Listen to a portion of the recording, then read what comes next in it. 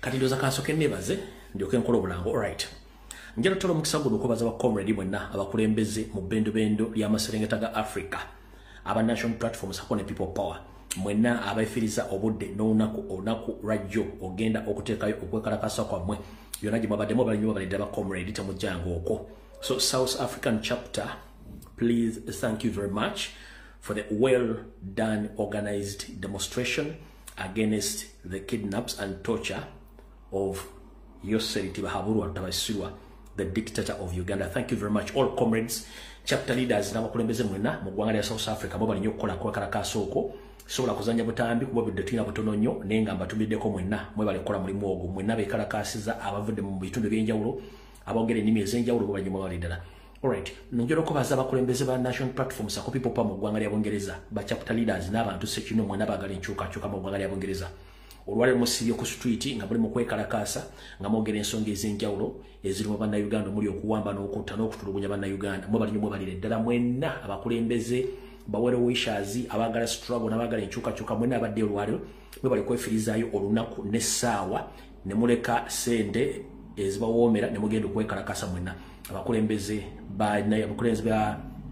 ba national platforms akone popo Bungereza namwe mwe bali nnyo bwenva onjera kubaza abakulembeze ba chapters zonna ezisangibwa mu ggwanga lya Canada. Mayi Canada nene nyeringa ekizibu erinamu ebiwayi binene nnyo so mwenna bannayuganda bawanga mu ggwanga lya Canada abenkyukakyuka essaawa zino manyi mugenda kwekalakasa eri beekalakasiza edda mwenna mwe bali nnyo okwekalakasa okwetoola ensi yonna naddala mu nsi z'emmenyeeko tulinze ab'omu America nenga ab'e Canada Bungereza, South Africa ne Europe mwe bali nnyo balidira. Njala kubaza n'omukulu gwe bayita Dr. Nico ono nga wangali mu ggwanga lya Dutch oba Netherlands. Dr. Nico, whenever you are, please, thank you very much for loving our country and fight against the dictator and the brutality against the innocent Uganda. So whenever you are, Dr. Nico, thank you very much. Era njala bategeeza Dr. Nico ali free taba bamukutte abale bamota ziri ensi zirina eddembe zina democracy. So naye bali nnyo balide mambalo baba zawe batukanira kuyisa obulango bubiri bokka then tusimbule video. Alright, obulango bubiri bokka akalanga kasooka era kabaganda ffe abagendo abategese okwekalakasa bagamba bati nti Museveni free all political prisoners. Venue at Gallery, Vancouver, date Saturday 10th May 2025 at 3:30 p.m. Join the protest. Stop abducting Ugandans. Ash Museveni must go. Stop the injustice. Nope, BC chapter.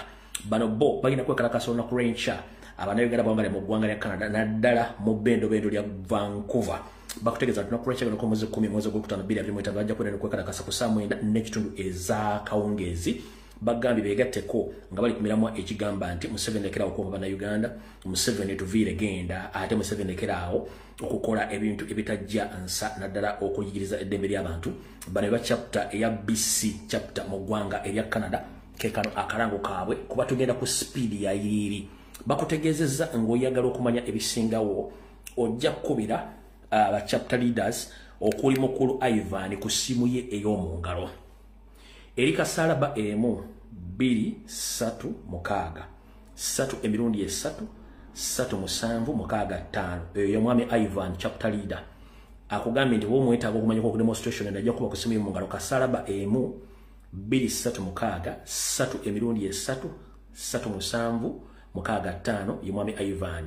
Bwaba kubuze osobola okukubira mwami Simoni ku simu ye ey'omu ngalo. Kasalaba emu 672 mwenda emirundi 3 ojja kuba obafuna then ebisigadde bajja kubulira bwe bagenda okwekalakasa n'essaawa. Alright, eno eri geno bakutegeezezza nti bannayuganda bonna Nope Canada chapter invites you for a all free political prisoner protest which will take place on 9th of May 2024 at 2 p.m. Sakofa Square, a former Dundas Square, a 1 Dundas STE, Toronto, area Toronto. Bakugambye nti beegatteko olwaleero kubanga manye Canada obudde bukyali bwa kumakya ne bakugambye nti beegatteko nga bategese okwekalakasa olwaleero. Bakutegeeza nti osobola bafuna ku simu zaabwe ez'omu ngalo already abali mu Canada mbamu kimanyi nti babateeredde ku page zammwe zonna. Bakutegeeza nti Nope Canada chapter invites you for all free political prisoner protest which will take place on 9th of May 2025 at 2 p.m. Canada time at Sakofa Square, former Dundas Square at Dundas St. E, Toronto. Obegatteko enamba zabazessimu kwezi okujja kubozifuna osobola okubanga ogenda okwekalakaasa. Alright, kati obulango babuweddeyo olw'ensonga nti katugenda kuba tukola ki, tugenda ku video eyatulese naye nga ngenda kusooka simanyi bamba w'ekigula lugi obudde buyinza obwa butulese naye ndowooza simanyi w'ekigula lugi simanyi w'ekigula lugi muyinza okyagala olwaleero naye kale mwe bange munsaba nnyo ekigula lugi. Alright, kamba w'ekigula lugi ekigula lugi kyaleero njala kiweereza basajja mwena gye muli ne mbagamba tumiddeko ba comrade ffenna tuli basajja naye kano akaaliwo kayinza obbayisa obiire njagala mukakkirize. Mu kigula lugi kyaleero ngenda kyogera bwe era nkibagambe ngenda kijja mu ngeri egamba nti musajja muno watu bwakusinga ekigere togiyita njovu.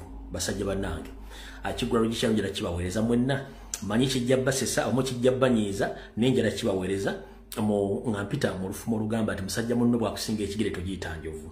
Basajja bannange njagala tukkiriziganye ffenna mu kigula lugi kyaleero nti Allah oba Katonda bwe yali atonda yatonda ebitonde bibiri bya njawulo. Yatonda ekitonde ekikazi n'ekitonde ekisajja. Wattu fe abasajja tulina olujeregerero ekitakunyumidde mu maaso otwala nnyo obudde okijerega naye nga tofuddeeyo kumanya lwaki weekiri naye ng'ate bo betujerega ebiseera ebisinga tebafaayo ino tukijere kubanga bo mu butonde bwe bakimanya nti abasajja balina kwagala bakazi ng'ate n'abasajja tumanyi tulina kwagala bakazi naye ate ffe abasajja tujeregerera nnyo abakyala olw'enkula zaabwe oba olw'enfaana yaabwe nga ffe mu bwongo bwaffe tulowooza nti tulina kwogala bamalayika bokka naye ng'ate Katonda bwe yali atonda omukyala yenna yamutonda nga wanjawulo era buli omu ekifaananyi mw'omulabira kyekyo. Naye basajja bannange njala tukkiriziganye nti ebintu ebimu tusooke tubirekereze kubanga tutera okugamba nti bw'obanga ogenda okujerega omutwe gw'ente ogwa omusajja atunda ennyama ye ku mudaala n'ogujeregerera nga toyina teguliiko nnyama osooka nga n'onyiga ku mutwe gwo guwerako ennyama ewerereko ogujerege nti ye bwe guba gweradde nijerega omutwe gw'oyo omusajja ogw'ennyama ntekuli nnyama era lwaki aguseera kati wano wali okukola kukomba essowaani. Basajja bannange ebiseera ebisinga tuvumanya abakazi babi bakazi biki era talina figa talina nnyashi talina ki naye ngera kugamba muganda wange omugenzi Elimani Basoda yayimba ati omukazi wa bbeeyi okuva lwazaalibwa n'asuna ebbere mpaka okuyingira eddongo era agamba singa abakazi gaali mandaazi nga gali gagatonda awo singa mugagga nnyo oba singa abakyala gwali mwenge n'abasiraamu bandibadde bamujulira singa balewalewa mu ttuntu nti anti buli omu yandiyagadde okunywa atamiire. Lwaki kugamba ekigambo kino? Muganda wange tonnavuma mukazi nkobogo bw'atalina kabina bw'atalina feesi oba bw'atambula nga atayagala wali otutteko obudde gwe musajja mukulu nga weesibidde mu kisenge kyo n'otunula bulungi mu ndabirwamu yo ng'oli mu kisenge bw'omu oggyeko buli lugoye lwonna osigadde bute oba buswa otunule mu ndabirwamu nga weetunuulidde bulungi nnyo olabe effigayo nga bwefaanana then olyoka osinzirawo otandika okuvuma abakazi.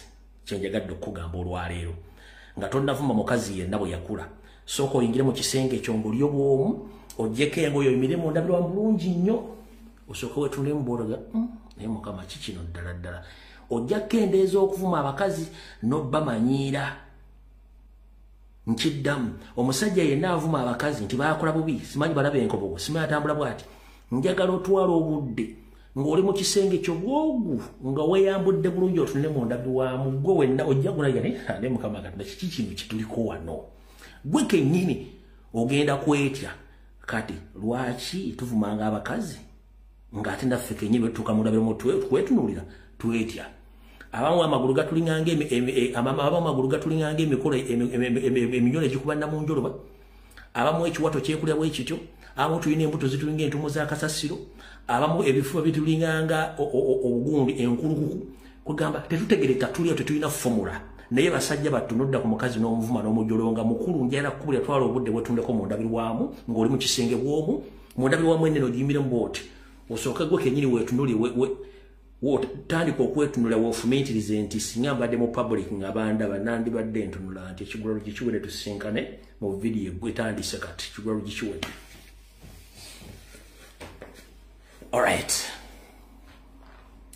vidiyo olwaleero egenda kubeera si nyangu vidiyo era si nyangu katandike ne security alert zigenda kubeera 2 tugenda kola security alert zigenda kubeera mmeka zigenda kubeera 2 katandike ne soka Monteka eya Muhoozi Kanyarugaba ne kitaawe nga babuliddwa emisango gye bayinza okuteeka ku kibiina kya National Platform sakuna ba foot soldiers okwetola eggwanga lyonna nga batidde ekigambo kye bayita eggaali saako n'ekigambo protestive vote era mu kitegeddeko nti batandise okuyiya emisango giteeka ku baana b'enkyukakyuka ng'omusango omukulu gwe bateeka baguyita aggravated robbery ogw'okubbisa amaanyi kati jjukira abasajja bano baagenda ne batungisa ovulo zaffe endala ne bazibba waliwo enteekateeka ng'eno erimu bannabyabufuzi abali mu ludda oluvuganya okuli naddala aba Dealers Association saako ne state ng'ekozesa CMI ISO ne poliisi saako ne mukulu Damulya Christopher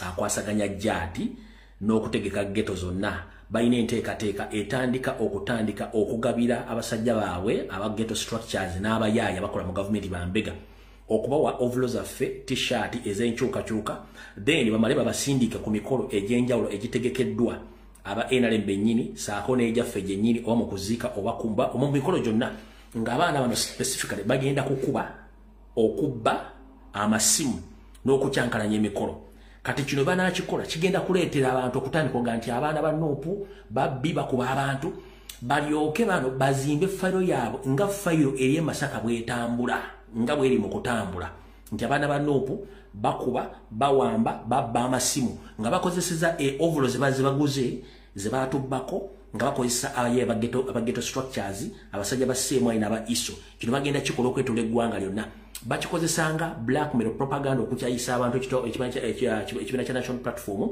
saako n'okuzimba fayiro bagenda okuzimba buli district kino mmene bagenda kikola mu Buganda region nga bagezaako nnyo okulaba nti bagezaako okuteeka abaana ffe ku misango egy'enjawulo ku fayiro mukuliko abaana nga 10 y'ensonga lwaki mbagambye nti mwetegereze nnyo National Labour Movement CMI ISO poliisi Dealers Association n'ebitongole bya bigenda teekawo akakodya ku kabagambye bagenda kukwata abayaye baabwe babasindikenga mu kuziika babasindikenga mu kulaalizi ne ku mikolo egy'enjawulo oba ku mupiira nga bambadde ovulo batandika okukyankalanya okukuba n'okubba amasimu g'abantu then bano bakikozese poliisi okujja okuleedinga ng'ebyalo byonna ghetto okutandika okukwata abaana bonna bebeeraliikirira naye ng'ate bennyini basetinze omuzannyo guno nsaba musalemu ebintu bino mubiteeke ku social media wala bitambule eno fayiro yaabwe efe ye security alert yensooka security alert eyokubiri njagala muntegereze Vice President wa National Platform mu Buganda omukulu Muwanga Kivumbi wonna woli eno security alert njagala ekutuukeko Abaganda tugamba nti wabba naye bwakusula oludda tewebaka wabba naye bwakusula oludda tewebaka oba wabba naye bwasega ku mutala gwe gumu gwoliko wattu kizibu nnyo okwebaka basajja banno bwakolanga nabo mu Democratic Party saako ne mu National Platform ate n'omala n'obaddukako ng'omalaze okulaba ekitangaala tebatudde nfunye information ne baŋŋamba nkutegeeze okusinziira ku drone zange weegendereze nnyo gy'olya gy'otambulira abantu b'odiringa nabo n'emmotoka yo kubanga mukulu Mathias Mpuuga Nsamba n'akabinja ke nga yeeyambisibwa Anita Amongi saako ne Muhoozi Kanyarugaba batudde mu kifo ekimu bw'onooba olina obudde essimu yange ogimanyi eri public mbuulira nkubira essimu nkutegeeza ekifo ekyo ogenda okola ekituta due diligence weenoonyeze ojja kufuna information esinga ku eno nga batudde mu kifo ekyo ne bateesa Mpuuga kennyini yasuggestinze nti Muwanga Kivumbi yatuvaamu n'ayona programu zaffe zonna nga bwe zaali so nsaba oyo tusooke tumukwasaganyemu tumugyewo temumuwamba temukuba masasi ne mutega accident yasooka avo tuloke tugende maaso ne programu yaffe nga bwe yali bwe nali giteeseteese kale omukulu Mathias Mpuuga Nsamba bwe yabadde ne mutabani wa Muhoozi mu kifo ekimu Muwanga Kivumbi essimu yange kweri ku social media yange kusigenda kuta kifo kino njala nkuwe gwe kennyini mwebuzabuza nga bafuka banaaba njala nkuwe location ogendeyo osindikeyo abantu oba gwe kennyini ogende ofune data bakubuulire essaawa n'olunaku nze tusigenda kuwa sawa na lunaku wabula ngenda kuwa ekifo ngenda kuwa ekifo we baali nga bateesa ebintu bino nkuwe n'ennaku z'omwezi ojja gende weebuuliza information kasita ba confirming nti Mpuuga yaliwo Anita Amongi ne Muhoozi Kanyirugaba then kakasa information gyenkuwadde ntuufu kati nkubuulira essimu yange ogirina kuba togirina bagikuwe genda ku social media ku essimu yange eba open onkubire nkubuulire ekifu nkuwe n'olunaku ogendeyo obuuze kasaba confirming anti Mpuuga yaliwo Muhoozi yaliwo Anita Amongi yaliwo then ukakase information yange saagala kulwako security alert gyenkuwadde wegendeze entambulayo endia baagala kutega accident oveyo Mpuuga kennyini ze security alert bbiri ziwedde mu butongole video etandise era ntandise bwenti nakuzo mwezi ziri 9 omwezi gwa kotano mwaka 2025 mbalamusizako bana Uganda bonna eba comrade mwana constituent muri bulungi constituent omulamuzi wa koti ye Masaka Mpuuga maana ne police ye Masaka ne Dealers Alliance mutuuse banyabo ne basebu njala bategeeza emisango gye bagula ku comrade Akireo Kivumbi Smart wa Bobby kati nuwa mutu Edi Mutwe saako ne General Finabala jonna emisango mejuete kinga mu jumlanyi era tutegedde ko nti bannamawulire batandise okutula obufofofo nga bo beegaana ebikola byebateekamu tebategeera bikola ki bibali bataddemu ekyo nakyo mwakitegedde kati gwavudde ku ekyo ne bongerako fayiro endala y'abaana 13 bakutte ne bavunana emisango gy'okubba n'okkuba abasirikale 2 naye obugenzo okuwongerera olwo nga tutegedde nti Uganda zaabu nga sigwe omusima era amulongoosa lwaki mu musango gwe bavunana abantu 13 n'abalala abatali at large abalala bakyanoonyezebwa abantu 13 bakuŋŋaana ne babba essimu emu ey'ekika kya Tecno Camon 35 ne bamukuba ne bakuba ne batwala essimu ye ne bakuba n'opoliisi asooka ne bakuba n'owokubiri. Ladies and gentlemen, njagala ogende ku YouTube, njagala ogende ku website ya Tecno, njagala ogende ku Gola Moses oteekemu Tecno Camon 35 oba jeeri. Eyesimu tefulumanga era teriyo. Tecno company yasembayo kola esimu eza Tecno yakoma ku Tecno 30 oba 30 series kwe yakoma nebuukawo negenda ku Tecno 40 series kweri kati yabuukawo esimu 10 kati njala kubuuza ekoti ye Masaka n'aba police ne Dealers Association n'awa police kubagenda bakujjeka esimu mukuru mu Uganda mulina mu esimu emu nga bagikolera gwa police era nga munsi yonna gwe Tecno yakolera esimu emu n'egikuwa nga bagiyita Tecno Camon 35 ku Google teriyo ku YouTube teriyo ku website ya Tecno as a company esimu tefulumanga teriyo kati omuntu yandiyagadde okubuuza mukuru linda kwa mukuru Kasinye David gubabiyeke esimu wa police Masaka sewo omuntu yandiyagadde okubuuza gwe munsi yonna erimu obuwumbi simanyi buwumbi bw'abantu buli munsi gwe go bakolera Tecno Camon 35 weka era ng'essimu yo ebadde Masaka. Njagala ogende ku Gola Moses ku YouTube kwate esimu ye y'okubiri oba essimu n'enyingi olukosoko giveeko ongende ku Gola Moses ye Gogo mbajjukiza Gola Moses ye Gogo ngendera ku Gola Moses onteekeremu latest Tecno smartphones bagenda kuleetera nti bakoma ku 30 ne babuukawo essimu oba modo 10 ne bagenda ku Tecno 40 series teriyo Camon wa Tecno Camon 35 teriyo kati eyo file gye mwataddemu essimu Camon Tecno 35 eyo case file erina okubanga nzigale kubanga ekimu ku kizibiti kye mukozesezza ekizibiti ekiri available across the globe omulamuzi Ssebo n'abakolera police mu kunoonyereza Masaka mutubale muko ku knowledge katono. Please count us some small knowledge as we Ugandans. Camon 35 is not available anywhere in the world. Even if you go and search on the Tecno website or Tecno smartphone producer company website, Tecno Camon 35 is not available. It wasn't manufactured. So where did you get that phone? Mr. Kisinye David, the so-called policeman. Where did you get that phone? The phone is not available across the globe. Even if you search on YouTube, you search on Google, you search on the Tekino company, there is no Tekino Camon 35 anywhere. Teriyo. Kati kese no eyo musango guno erina kubeera nga yaggaliddwawo ate temukyusa ne mugamba nti mwakikoze mbuwoze human error temukigeze ne mukyusa ndi mwakoze human error teriyo esimu teriyo tugenze maaso ne mugamba nti abavubuka bano 13 n'abala bakyaliira ku nsiko nti ye bagenda maaso ne babba essimu ya Kasinge David Tekino Camon 35 ne bamukuba ne mugamba bagenda maaso ne bakuba omupoliisi omulala bamuyita Aimire Lakeri ne bamuleka mu kkubiro musawo ne mugamba nti bakuba omupoliisi Mulema Davis bamuleka mu kkubiro kati nze mbooza abakulu bwe tuba polisi ekola okunoonyereza neeraga olunaku omusango gwatuukirawo neeraga essaawa n'eddakiika omusango wegaddizibwa wabula mmwe mu keesi fayiro yammwe eri mu kkooti abasibe 13 n'abala abakyadduka abakyanoonyezebwa bazza omusango okuva ku ssaawa emu yennyini ey'okumakya mpaka ssaawa emu ey'akawungeezi ku lunaku lwe lumu so tekuliko specific time and minutes where the crime was committed.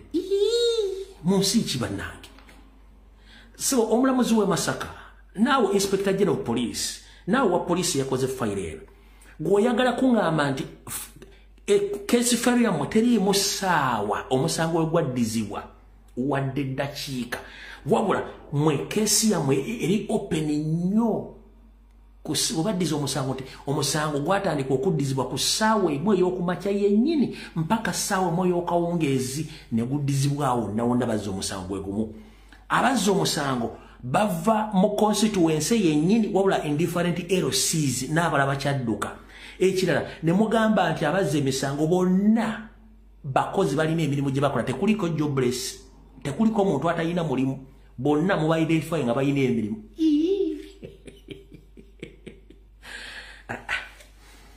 mwe ogula otya omusango ku muntu nga teguliko ssaawa yaguddiza ompulya bulungi nnyo ekizibiti kye mutaddemu tekibangayo mu nsi yonna eyo Tekino Camon 35 tefulumizibwanko tekolebwanko mu nsi yonna teriiyo omusango teguliko ssaawa ne bakuba owa poliisi asooka ne bakuba owokubiri ne bakuba owokusatu ng'ate mugamba nti gwali mupiira nga bategesa omupiira nga n'omupiira ogwaliko bannamawulire nammwe kennyini mulina essimu gw'oyagala okuŋŋamba eyategeka omupiira ogwo yagenda n'asaba olukusa ku poliisi otegeka omupiira poliisi n'emuwa olukusa era poliisi n'emuwa n'obukuumi buli wa poliisi ekitono ennyo n'aba alina akasimu akalayisi alina akasimu ka mitwalo 10 tekwaliko omusirikale yenna yalikodinga visual evidence eraga nti abasibe bano bonna baako na ivinga okukola omusango gwe gumu buli lunaku lwonna lulamba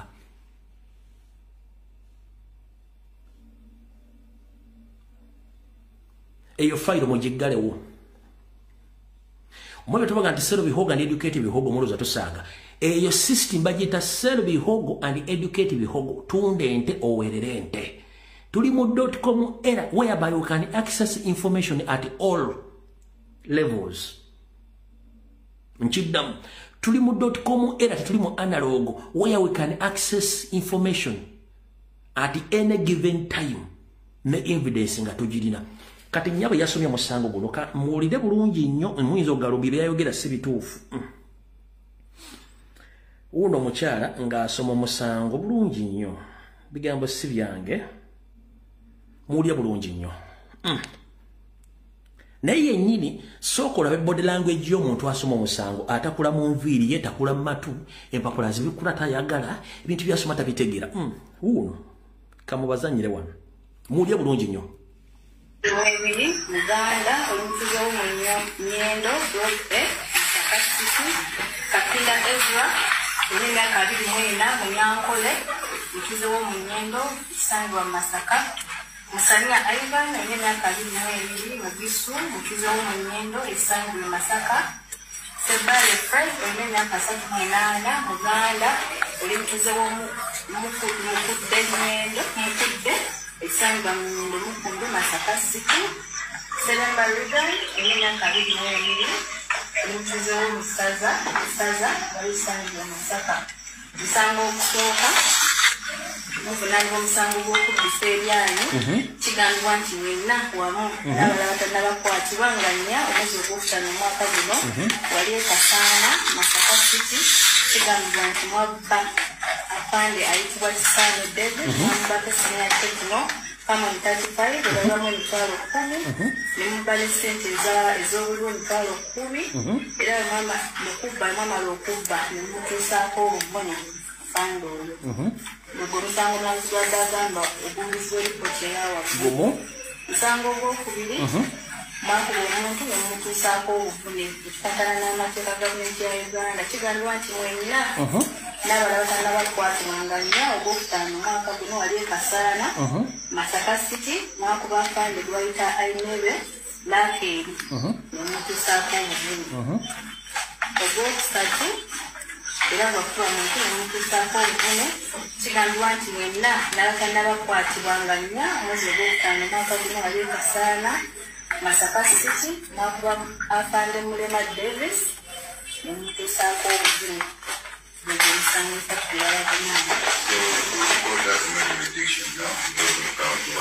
Namuzagamba kwatentera buza kuliza omusango olw'okubanga guli omusango kitooka naye butuzibwa ku kintu.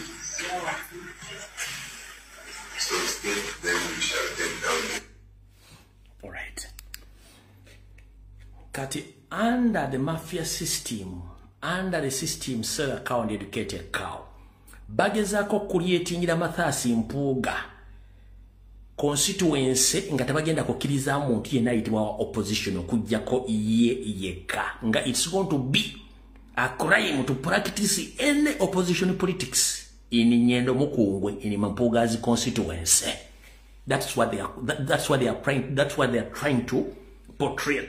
Nti bagezaako kulyetingira Mpuuga constituency ngegera kubeera nga teri muntu yenna muvuganya wadde agenda okumwogerako wadde omuzoganyaamu kyebagezaako kuteekawo. N'ekirala bagezaako nti buli muntu yenna nazza omusango kati omusango bagenda guzzanga Masaka kubanga kati fayiro eno y'abano eri open n'abalala bakyadduka. Naye oŋŋamba otya abantu 13 n'abalala atilaaji baatutte essimu etali yetafulumanga Tekino erimu 30+ series tegula mitwalo 10 bwebanga ya sente ntono nnyo Tekino eri mitwalo 4+. Njagala omuntu ali wano ng'atunda masimu e Kampala ambuulire Tekino Camon 30 obekka wansi oba 40 egula sente mmeka kati ono atugenda nti ya mitwalo 10. Njagala soka mukwatira awo gundi typing ano mukebere twanguwe tuyine nguwadde dakiika emu mukebere essimu egula sente mmeka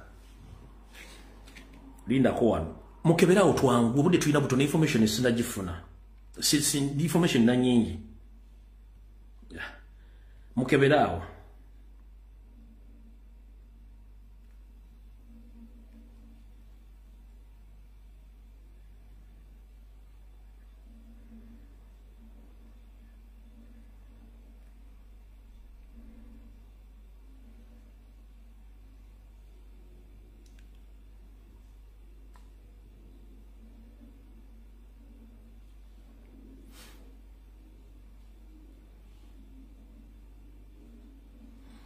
Mukebera obanaye mwangu we.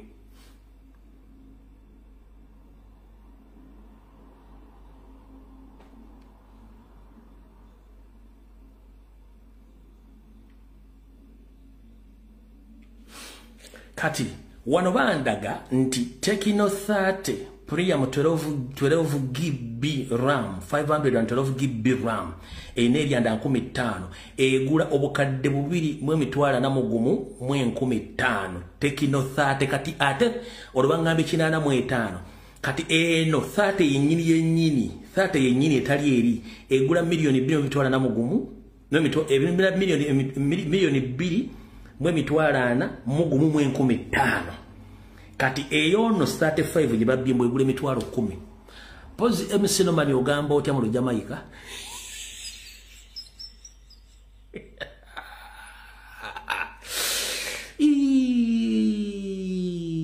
ndedda mama yasomye omusango omulamuzi we kooti tuyambe tekino kamoni 30 eri mu Uganda bagambye gule mitwalo 8 ne wano ndaba wano bangambe eno RAM ne storage byawukana ne wano bangambye nti eri mitwalo milioni 2 mu mitwalo 4 mu 15 wano bangambye mitwalo 8 almost tikeka kadde gwe yawandise feno ganti eri worth mitwalo 10 otegeeza ki tekino kamoni 30 nangambi 1.5 kitegeeza zaawukana mu RAM ne storage kati nyaba yasomye failo n'omulamuzi omutwakaavu kiki kye mubanja banna Uganda mutwagazaaki gogenti kamoni tekino kamoni 35 egule ya mitwalo ebalirwa mu mitwalo 10 naye ng'ate kamoni 30 eri wansi weeyo egula kadde kamoni wano ku gogo kali buli bubiri wano bangamba kakadde bwe mutulaba mwali mwaganze sina mato sebwe kiri kati abalina k'abantu mbalaba k'abantu mbayita ki ladies and gentlemen nze sina mato mwanga sina mato which is okay naye banna Uganda abalaba bayina amatu mulaba k'amatu mubayita ki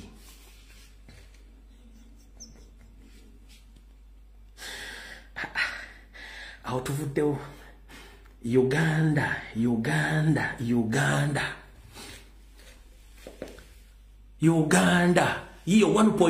1.5 eno ya yino kakadde kamu n'ekitundu kati mukyala wattu gogambye in your statement ulira mulya bulungi nnyo Mwebili, Uganda, Olutuzo Nyendo, Dope, Sakasiki, Kakila Ezra, Elena Karibu Mwena, Munyankole, Olutuzo Nyendo, Isandwa Masaka, Musania Ivan, Elena Karibu Mwebili, Mugisu, Olutuzo Nyendo, Isandwa Masaka, Sebale Fred, Elena Kasaki Mwenana, Uganda, Olutuzo Mukude Nyendo, Mukude, Isanga Mukundu Masaka City, Selemba Rugai, Elena Karibu Mwemili, Mtuzo Musaza, Walisanga Masaka, Musango Kusoka, Muvunani wa Musango Woku Biseriani, Chigangwa nti wena wamu n'abalabata n'abakwatibwanganya omwezi ogwokutaano omwaka guno walieka sana Masaka City, kigambibwa nti mwabuka Pande aitibwa Kisano David mwambake senior techno kama 35 ebaliwamu emitwalo 10 ne mubale sente ez'obululu emitwalo ebyo muwulidde bigambo bya kooti na poliisi si by'abantu era si bya kooti y'abantu bifumbirire nga bya Dealers Association aho tuvuddewo kyenjagadde otegeeza eggwanga kati banyabo ne basebo nali nsabiddwa abamu ku bantu abalaba ensonga mu angles endala neesonyiwa empuuga era mbadde simugendako nnyo nga namwesonyiwa namulekera abantu abalala naye Museveni alina emizanyo gy'atuzannya gyegiruwa Museveni tayagala bintu biteredde eva akolera nnyo mu kintu kye bayita diversion divide and akozesa ekigambo kye bayita diversion divide and rule buli lwawulira nga muconcentrating nze nga talaba bwagenda bawula afuba nnyo okulaba nga aleta diversion oba aleta division mwawukane kubanga the moment you united together Museveni mba mugenda mukuba ekigo kati agezaako nnyo creating conflicts mutandika okulwanagana mweyawule ye kyafunda mbwe ekityo kati mbadde mbasaba sibajeemera bakama bange olwaliro mundeke njogere ku nsonga za mpuuga ewasembayo nsooke mwesonyiwa abalaba mukwataganyeeko mbadde mbasaba sandyagadde muwabudde ne kamuwabudde buno obwolwaleero ekisooka ngenda kusaba mwena bannayuganda abeetegereza ensonga mu ngeri ey'enjawulo 1 twamugambye mukulu ono agende mu kooti awaabe ensonga zijja kuvaayo talinagenda mu kooti ekyokubiri omukulu ono enteekateeka ze zaali mpanvu dde wano nenzija nenzituulamu nenzitegeeza ensi ekyokusatu omukulu ono takola bwomu alina abantu bakola nabo naye abamu bamuddukako abala akyali nabo kati president byabadde nga ali ku press conference ng'agezaako okunyonnyola abantu ensonga njagala munkwate bulungi ne president mukwate bulungi president byabadde nga ali ku press conference ndabyeko abantu abamu nga bavvuunula ensonga zino kyenjagala okusooka okukola njagala musooke mulabe Spark TV nga kuliko Munyagwa temuwabudde Munyagwa abala kifo kya bwa minisita era bajja kimwa singa banyi kimwa yo mulimo gwe gwa ku destroyinga Nuupu ng'ayita ku million nga bamuwa obudde okukola ebintu ebyo so Munyagwa mumuleke bambi oyo toto failure talina kintu kyalina mu bulamu kirina mutu gwe kitegeera muto gwafu ali aganaga mwefudisi taliyo ne Katonga taliyo ali awo yo mulimu gwakujja kwoge encha yagamba mpoga mbi encha yagamba ate mpoga si mubi ga ali awo ekyo si kikulu kyekiriwa president bwe yabadde nga ayogera ku press conference yayogedde ebigambo buli ombe yawulidde n'agamba for further reference ebigambo byenjogedde njagala Alan Ssewanyana agambe nti bikyamu oba bituufu yagambye njagala Alan Ssewanyana ojja ogambe ebigambo bino bikyamu oba bituufu option ziri ezibbiri era Ssewanyana tewali yamutadde mugu yabadde wadde mboga nti ebigambo president byayogedde si bituufu wabula yagambye nti ebigambo byayogedde bituufu oba Alan Ssewanyana de option bbiri ogamba nti bituufu oba si bituufu wabula yagambye ebigambo president byayogedde bituufu si bwe kiri nti ye kati president bw'agamba nti ebigambo byayogedde Alan Ssewanyana abimenyeewo oba abikkirize Alan Ssewanyana agamba nti ebigambo byayogedde bituufu kitegeeza tebalina go baakase muntu kwogera kigambo ekyo nabagamba nti mu bulamu bwetaba mu luko olw'okutta omuntu oba olw'okubba fe abaasoma intelligence omanyi waliwo military intelligence waliwo ne general intelligence kati abaasoma intelligence erigero nga si ya military bw'obanga okutta abantu balawundize off ekigambo mwenna bulijjo kimula ku poliisi ng'ekutta abantu ng'eba paradinze ku makya ebweru awo poliisi ebeegezaako okwidentifyinga abantu abo ekyo bakiyita identification to identify era mu nsi ezaakulaakulana omuntu wabanga azizza omusango bagenda ne balawundinga off ekitundu bakoledde omusango bakutte arrests ne baleeta ba suspect nga baparadinze ku sayidi eri nga bali mu ndabirwamu kati ne baleeta abantu we bazizzaako emisano bagamba ku bantu bano bonna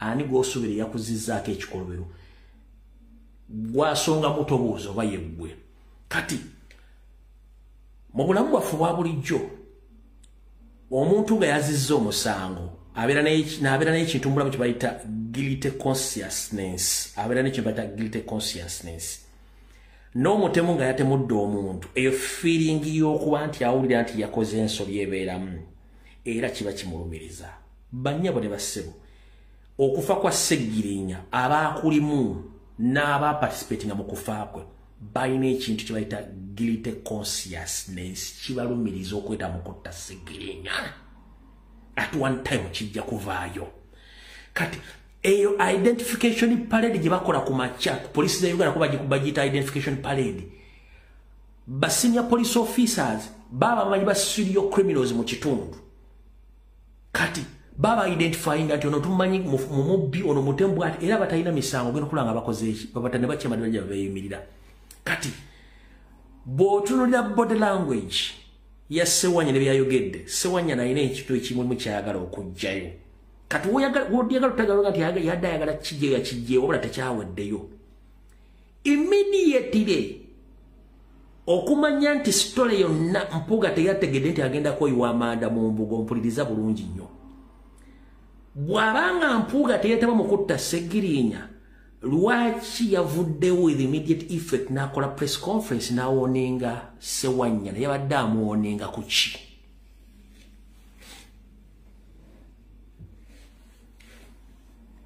bw'abanga Ssewanyana byayogedde tebikwata ku Mpuuga era tebimulya wakoze press conference yaki okulumba n'okutiisatiisa Ssewanyana lwaki omutiisatiisa bw'obanga ekintu kino toli involved kati bwe yamaze omutiisatiisa ate n'agenda akola ensobi yasembyeyo ensobi erudda gye mutaategere tuli mu forensics ensobi yeeno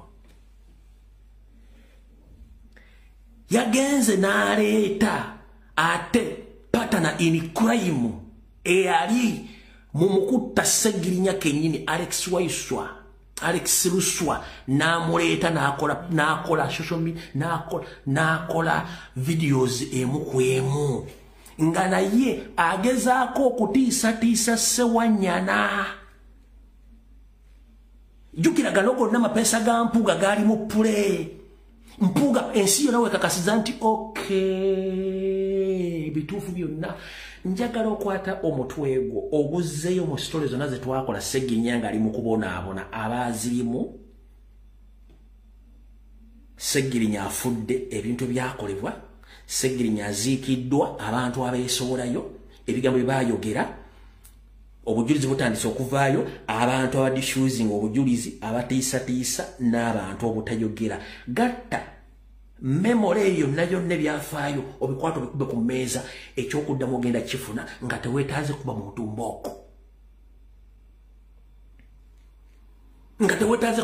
mbooko. Obujulizi bwavuddeyo dda. Kitegeeza the moment Mpuuga himself came out to intimidate Honorable Ssewanyana, and it didn't end there. Even Mpuuga instructed the co-partner in crime, Alex Luswa, to come out to intimidate Ssewanyana. It all gives the evidence that these people, they know what went wrong. They know. So, chiba kitegeeza Mpuuga automatically amanyi yali involved mu kujjawo Ssegirinya kati atiisatiisa balina obujulizi. Gwe teweewuunya lwaki mu ssaga ya Ssegirinya yonna mbadde nasirika nga sirumba gundi oyo Ssewanyana. Okujja kati one particular moment yagalanga okusirwala nenzija ne mukoona mu katono. Teweewuunya lwaki saakoonanga Ssewanyana. Kubanga namanya nga at one time Ssewanyana agenda kubeera key witness. When times to come Ssewanyana ajja kubeera key witness.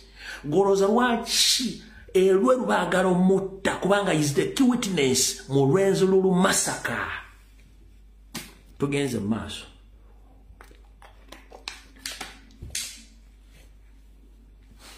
Goloza lwaki baagala okuttoleru elwe ye key witness mu Rwenzururu Kingdom massacre balina omujjawo.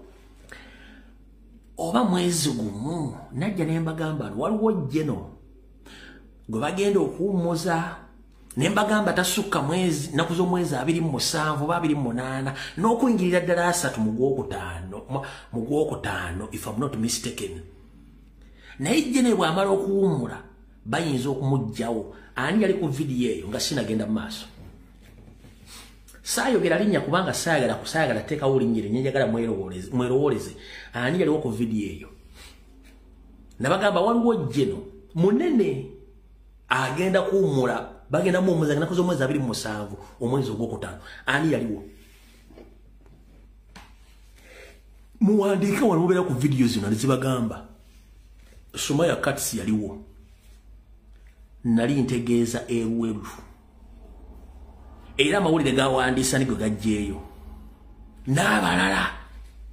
Kubanga bageza okuliyetingira muhoozi okumugjawo bonna babato hadeni jenno abakadde. Babajje mu magye nga tebakyawa orders wasigalewo muhoozi be yeezimbidde. Bano batandika kunyiga omuku bagenda okutuuka ali mu kuwamba nga tewakyali resistance yonna. Kati kyembagamba. Kati Mpuuga yennyini okukola press conference na intimidating Ssewanyana n'asindika n'omutemu Alex Luswa naye n'atiisatiisa Ssewanyana obujulizi bamaze okwejjayo nti kiwedde. Bano bebali mu lukwe ndowooza tutegerekese bulungi nnyo. Kati Mpuuga yagenze maaso ng'akozesa abantu be okukola ebigambo ebyo naye nabagamba abanzijukira mwenna okuva njala bajjukiza omukulu oyo Alex Luswa kano ka video sikange mukawulye bulungi nnyo je nakataddewa kana ka video sikange mumanyi omuntu gwe mudiringa naye the moment bolaba omuntu nga yeekaza nnyo ng'afuka n'aba from nowhere akyusizza erinnya abadde omukatuliki ate afuuse musiramu olwakalulu ayogera ebikwatagana tetulina history tetulina bonding naye mu politics wabula yeetaddewo ng'akajonjo manya nti aliko ekikyamu kano ka video sikange ka mwana Obi wa Luswa kankazanyire entuleke tugende mu maaso. Eno video mukiraikinge mugisharinge etukweko Alex Luswa Luwemba yali omuyambi wa Honorable Muhammad Sengirinya. Alex Luswa Luwemba omwaka gwa 2013 yabese muto nga si omuntu naddukira e Kampala gy'amazeeyo yonna ebbanga nze mumanya atya. Alex Luswa Luwemba yali muyizi ku ssomero lya St. Denis Jaguzo SS erisangibwa mu ggombolola y'Essemuto. Yali asinga ku kiraasi emu. Yali ali mu siniya ey'okuna mu mwaka gwa 2013. Olw'evujjo ly'abavubuka, Alex Luswa Luwemba yali awo ku lawundi about y'Essemuto kuliko ekkubo erimu lidda Kapeeka, eddala lidda Nakaseke, eddala lidda Kalege nga lye liyitamu ne ligguka ewa Mikka ngadda e Busunju. Naye kw'eryo lyennyini ekkubo eridda e Kalege, Alex Luswa Luwemba waliwo awo Washing Bay yali ayoza mmotoka ng'amalala g'abavubuka bw'ogamanyi. Alex Luswa Luwemba yapakulawo emmotoka y'omugagga n'agisimbula ku sipiidi ey'ekitalo n'atomera omusajja gwe bayita Haji n'amuttirawo. Oyo Alex Luswa Luwemba eyali omuyambi wa Muhammad Sengirinya. Twali tetugenda kumwogerako okutuusa olunaku lw'ejjo lwe twalabye nga kisusse kofe katumwogereko. Okuva lwe yatta omwami oyo gwe bayita Haji, Alex Luswa Luwemba yadduka mu Ssemuto ne yeekweka mu kibuga okumala ebbanga era nga taddayo. Oyo yagezaako okudda Ssemuto gwali mwaka guno mu mwezi ogwokubiri ng'ennaku z'omwezi 15 mu kuziika omwami gwe bayitanga Lule. Mwami Lule oyo yali kooki wa ttiimu y'abalenzi ey'omupiira ku St. Denis Kijaguzo. Kati ne bagamba nti nno Alex Luswa Luwemba yali mu lukwe olw'okutta Honorable Sengirinya Muhammad. Kiteekwa okuba nga kituufu kubanga yagenda okuva Essemuto ng'amaze okutomera omuntu n'amutta n'addukayo kwe kuddukira e Kawempe gy'amaze eryo lyonna ebbanga. Oyo yali Kijaguzaawo nsinya ey'okuna 2013. Ffe twamuli wansi nga tumumanyi.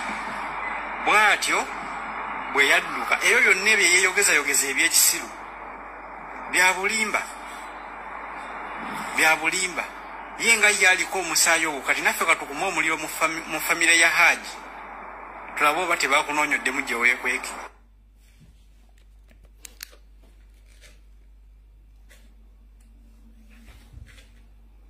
Mutegedde abantu betudiringa nabo nze kasita omuntu yeekaza to the extent tasobola kuswala mba muta. Mutegedde bulungi, information is power. Omusajja olwedde aliko omusaayi mabega. Kino kyali kimwanguira nnyo kubanga omuvubuka ono okujja mu Kampala by'obufuzi babeerako ne Sengirinya era yamuyamba nk'okutimba ebipande nga bakyakola Cheginya kyali kansala yamuyamba kuyambala n'abula ne yeekweka. Yali ku ttiimu yatimba ebipande bya Sengirinya during Sengirinya yakubira kampeni z'abakansalas ng'akyali kansala then omuvubuka n'amala n'abula. Kati Sengirinya bw'alingira national platform njala tubeere bamazima mwalabako mu struggle yafu omuvubuka gwe bayita Alex Luswa Luwemba tabeerangamu. Abaana bonna abali ku Honorable Sengirinya bamanyi bulungi nnyo. Basawuda Madada, Banuwa Mutwe, Basweet Apple n'abalala be baali ku Honorable Sengirinya. Ono yavaawa n'atekinga over Sengirinya n'amucontrolling until his death. Yava luddawa lwaki era kati output okuba mu case eno ate ya defending ampuga yatiisatiisa ba key witness abavaawo okuwa obujulizi. Tetugenda genda nnyo into details ez'ebintu ebyo. Mutegedde bulungi omuntu gwe muliko temuwabudde.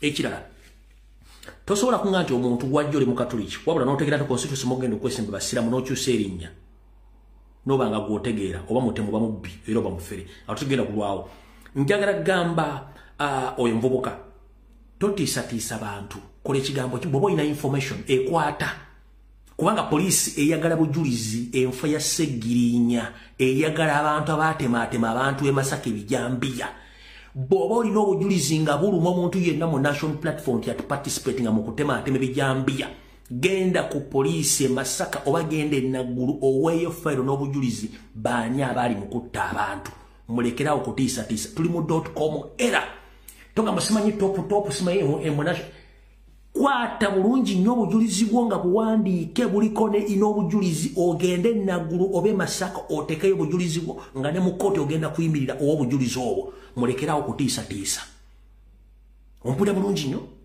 gwe Alex Luswa Luwemba bw'oba oga nti mu top leadership ya nopu mulimu amanye ebintu bino era kwata obujulizi bwo genda obujulizi ku poliisi abali mbijambiya bino then tujja kumanya nti olina obujulizi ne totiisatiisa abantu kubanga you are not worth that okutiisatiisa abantu awo tuvuddewo kale tugenze ku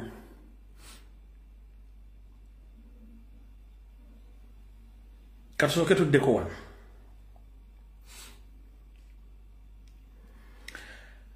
olunaku luno mulujjukira bulungi nnyo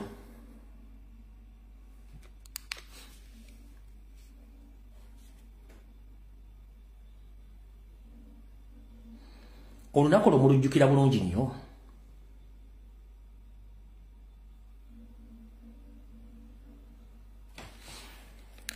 olunaku oloneka video kale lwakuba kalimu ate music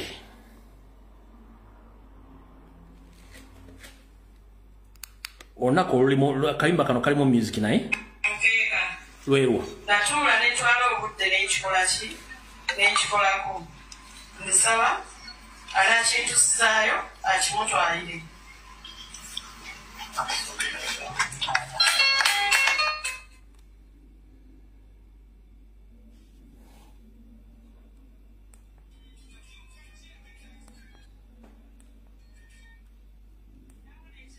ekirala era tugenda ku mukeeko omukeeko ogwo gwakusomerako Saala ng'atusabira naffe tujja kumusabira ajja kutuuka kino ekirabo kyandabirwamu kya pulezidenti wange omulungi nsaba buli waba nga anyiizi nayeerabako mu ndabirwamu ndalabamu abafaanana era bw'aba asanyuse era yeerabako mu ndabirwamu ndalabamu abafaanana kino ekirabo ekirala kyakasengejja nakyo kya pulezidenti pulezidenti ngoberera ebimungoberera olumu mbeera eyo omukeresiya netabulatabula naye ebimungoberera mina neempulira ebigambo naye mbadde nsala byabawulidde ebimu asengejje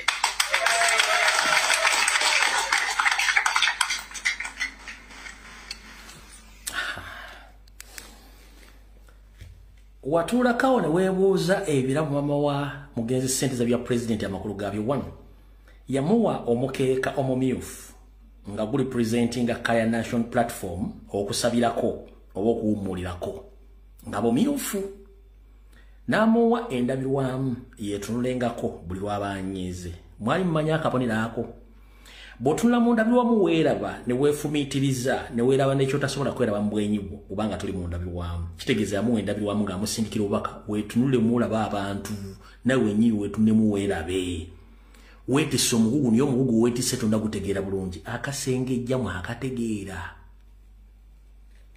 banyabo ne basebo Mpuuga de Mapuuga yatuukirira buli famire y'omuntu eyattibwa during the struggle n'agigamba bagenda juwa ssente eveeyo etandika confirming nga Robert Kyagulanyi Ssentamu yattisa abaana baabwe ne ku lunaku olwo lwennyini maama okuwa Mpuuga akasengejja akawe president maama wa Frank Ssente yatuukibwa Mpuuga emirundi egiwerako ng'amugamba aveeyo mu lujjudde agambe nti Robert Kyagulanyi Ssentamu National Platform be batta omwana we President onesimu ya mama Ssente zaba comrade mwena mmanyi mama Ssente za mubuuze Mpuuga tamutuukirirangako mugamba nti ave yagambe nti no papa president of yali mukutta omwana we.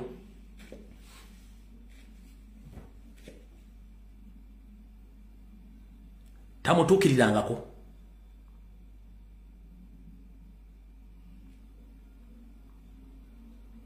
Sige kifaananyi bamala okutta Segirinya Mpuuga atakinga over family atandika ogikozesa agaddeyo engali ng'embwa etunda omuzigo to the extent n'ajawulamu n'afunako ekibayi kye n'atandika obbakozesa zigizaga n'abateekamu ne influence n'abaana bennyini tebaali mu kuziika kitaabwe ng'abakwatidde wansi. That is Mpuuga we are talking about. Mpuuga yalumba mwa sente za Mugambe, sente wezirigamba nti Kyagulanyi yalimu ku luko olwatta sente za muwoza mwabiwulira bituufu kwe kwata akasengejja akawe president aniko kusengejja abaana n'okusengejja abasajja abo. He knew oyo musajja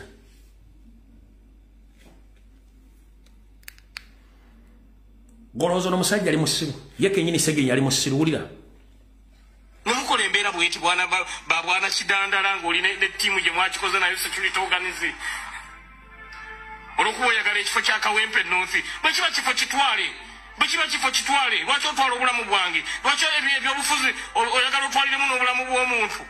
Abantu abafiiriddwa abantu baabwe bwe balaba Segirinya nga balaba yali mu bintu bw'ebiti bye mumpandiikidde. Olowooza baba bawulira batya abantu. Mikwano gyange giba giwulira gitya nga gya muntu bamutadde ebintu bw'ebiti. Abantu betukolagana nabo bakwano bange abanzikirizaamu olwokuba mwagala ekifo kya Kawempe North kitandala bino bye muzzeemu. Nze nasirika ngero sibyogerako nga nasirika naye n'ogamba nti tumuteekako kino ekinene abeere mu kkomero olwokuba oyagala entebe ya Kawempe North.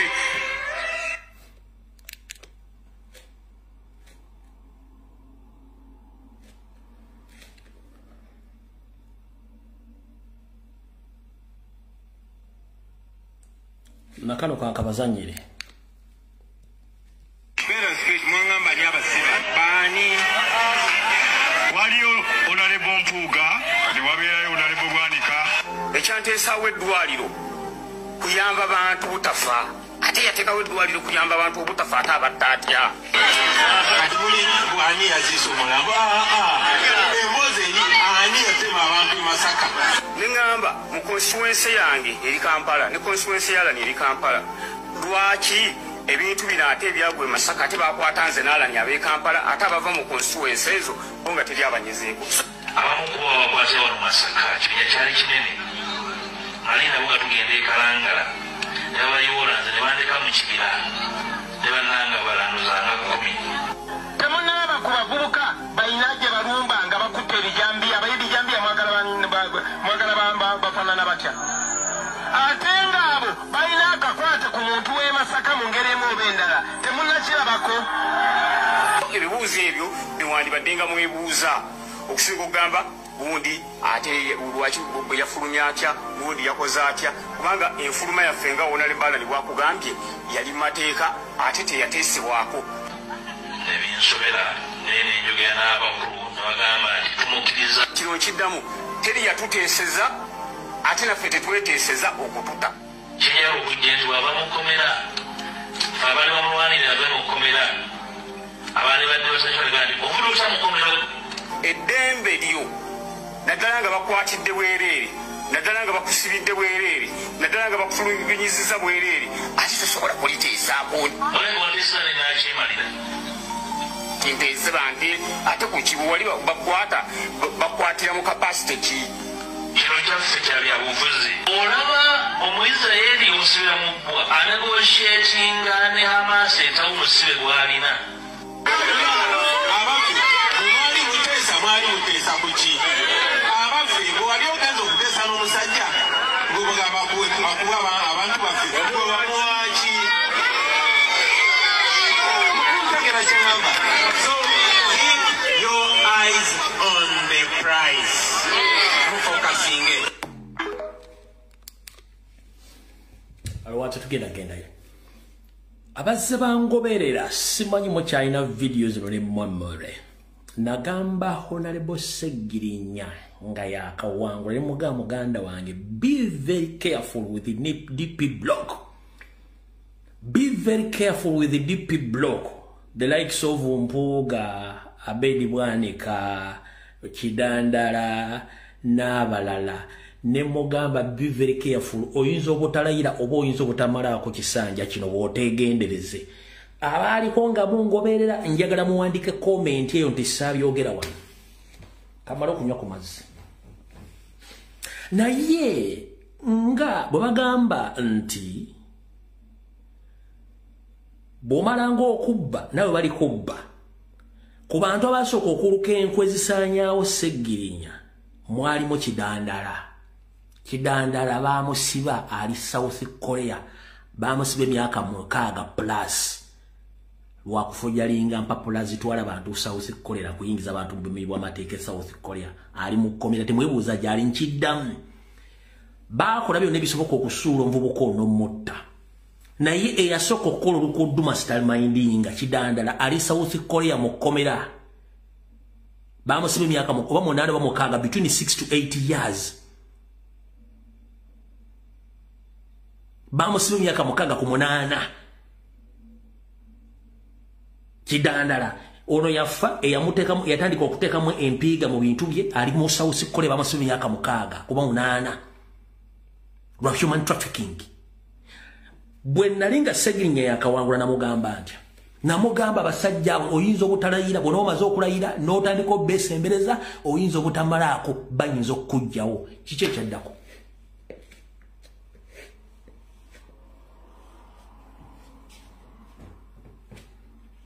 Kati mutegedde ensonga ezo nga bwe ziri. Kiki ekiddako wetulaga? Ffe tetugenda kulwana nani? Tetugenda kulwana Mpuuga ne banne. Wabula kye twewala. Twewala diversion, twewala division. Kubanga bwe tubeera mu ntalo zino zireetera okutaataaganya enteekateeka y'ekibiina okuteekerateekera bagenda okwesibawo n'ekibiina okugenda mu maaso. Ng'ebibiina ebirala bitambula. Kati division ne diversion zino ne court cases kidnaps ne arrest zino tufokasinga nnyo ku nsonga z'okuwamba n'okutta weba tuvuukira. Njagadde njogera ensonga zino zibeere nga zimanyikiddwa bulungi nnyo ensi ezitegeere mu bwangu era buli omu azitegeere. Saagadde nnyo kuwa mukulu oyo budde olw'ensonga ebyokumwogerako nina bingi naye ate obudde nina butono ku ye. Wabula na kino kankiiseewo buli omu akitegeere.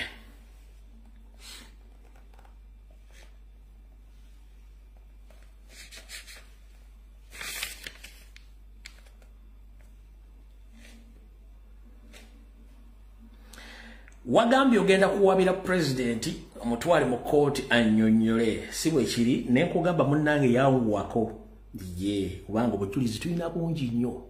Poliisi egenda tuwa obujulizi, abali meeting bagenda tuwa obujulizi na buli kimu kyonna. Ati ye. Wabula n'ennaku z'omwezi lumu wabadde ne meeting omwezi ogwokutaano we ŋŋambira Muwanga Kivumbi ajje ankubira essimu olwaleero. Muwanga Kivumbi kuba essimu yange nkubuulire. Mpuuga bw'oba oyagala obujulizi ensi ekutame otuuke n'okwekuba ekigoofe. Ompulya bulungi nnyo?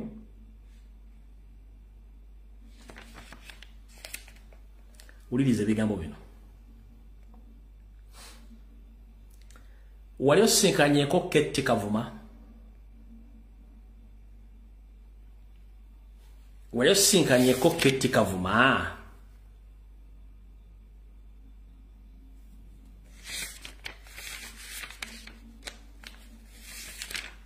Mpuuga wali osinkanyeeko Ketty Kavuma.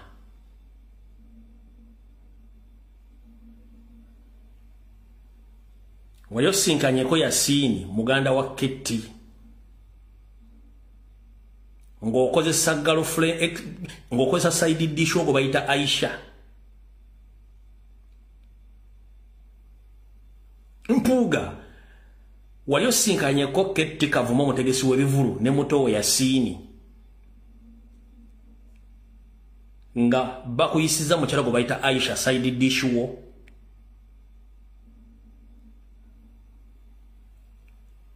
okimanyi kooti Keti yakubirako president essimu nga amunnyonnyola ku nsimbi billions 15 ze mwafuna weyalako nga president essimu teyagifuna nga Keti Kavuma amukubira essimu ambuulira billions 15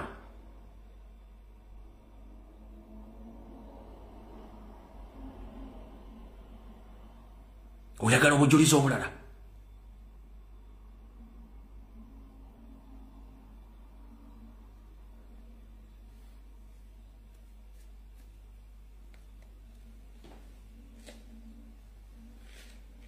oyagala obujulizi obulala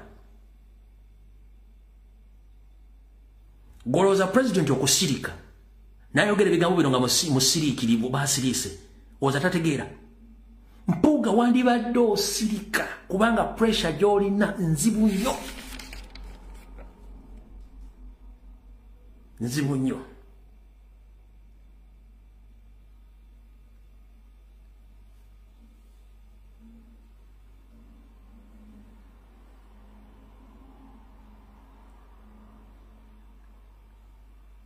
Billions omukaaga tojja kulayira ze wafuna ne Segona ne bannammwe obujulizi tubulina n'asobola okuwa obujulizi abulina era ne president abulina kuba naboogerako dda billions mukaaga eza tojja kulayira.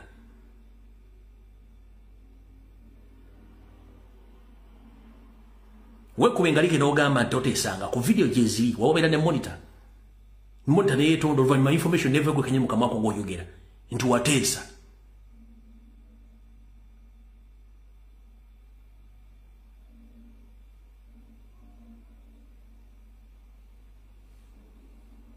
Nze nkugamba gwoba oyagala kuwaaba waaba naye ekizibu ekiriwo ffe tetwetaaga diversion na division kuba mutuwiisa tudda mu ntalo zammwe ez'okulwana entalo z'ekisiru wegenda mu kooti oteekeyo omusango ebisigaye tujja biwoza.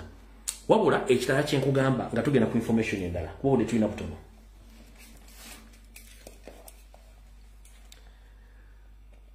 Bw'oba oyagala ensewuniikirire bw'oba oyagala ensewuniikirire meeting gye mwalimu nga lumu ogwokutaano Muhoozi n'Anita Amongi bagamba batya.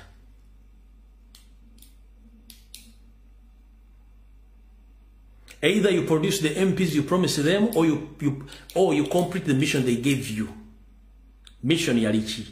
Yaba MP bwamusuubiza mission ya kuteeka hansi Kyagulanyi ng'omuntu omuteeka wansi kuba mugamba is a political amateur, you can handle him.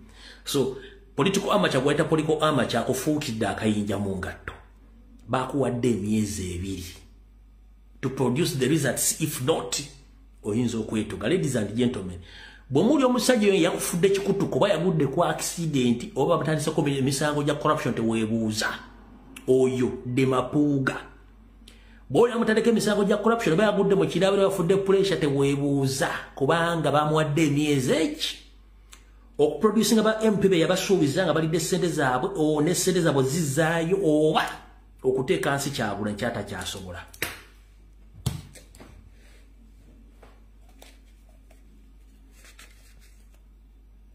Muhoozi yagambye ati we even gave you our agent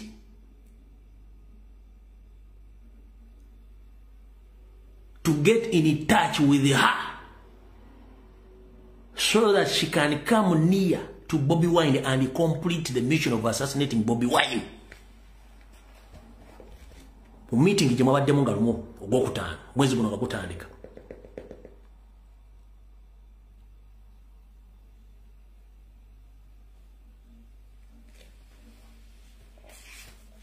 Ekyokujeregerera oli free okujeregerera kubanga ffe twamanyira mu abantu mwe bali mwaka bano mumanyira bumanyizi ffe tetulina buzibu nammwe mujja kikola awo tuvuddewo. Mwenna mubadde mwebuuza lwaki Nakijangaja Juliet Kakande tava mu nsawo ya Mpuuga nga mugenda ekikazi kino kibadde ki kibira mu parliament kyoweta abasajja enkoto mwekyawetera n'omulema akagera akaali kamenyeka ne kaagala okudda mu layini gwe bayita Mpindi Bumaali mwekyamweweta enkoto eno Mpindi Bumaali n'ayiika amalusu mu parliament mwabiraba. yali mu parliament n'empindi Bumali Mulema bamuweweta nawulyango kuguzeeko kwagala kuddamu kuddemu position oyo Juliet Kakandi aweweta mpindi Bumali mu parliament kati mpindi Bumali yalinga awulya okugulu kwamenyeka nga awulya kutandisa okubanga okuddako kati bulijjo mwebuuza kyama ki lwaki temwefu mwagala ebyonoonese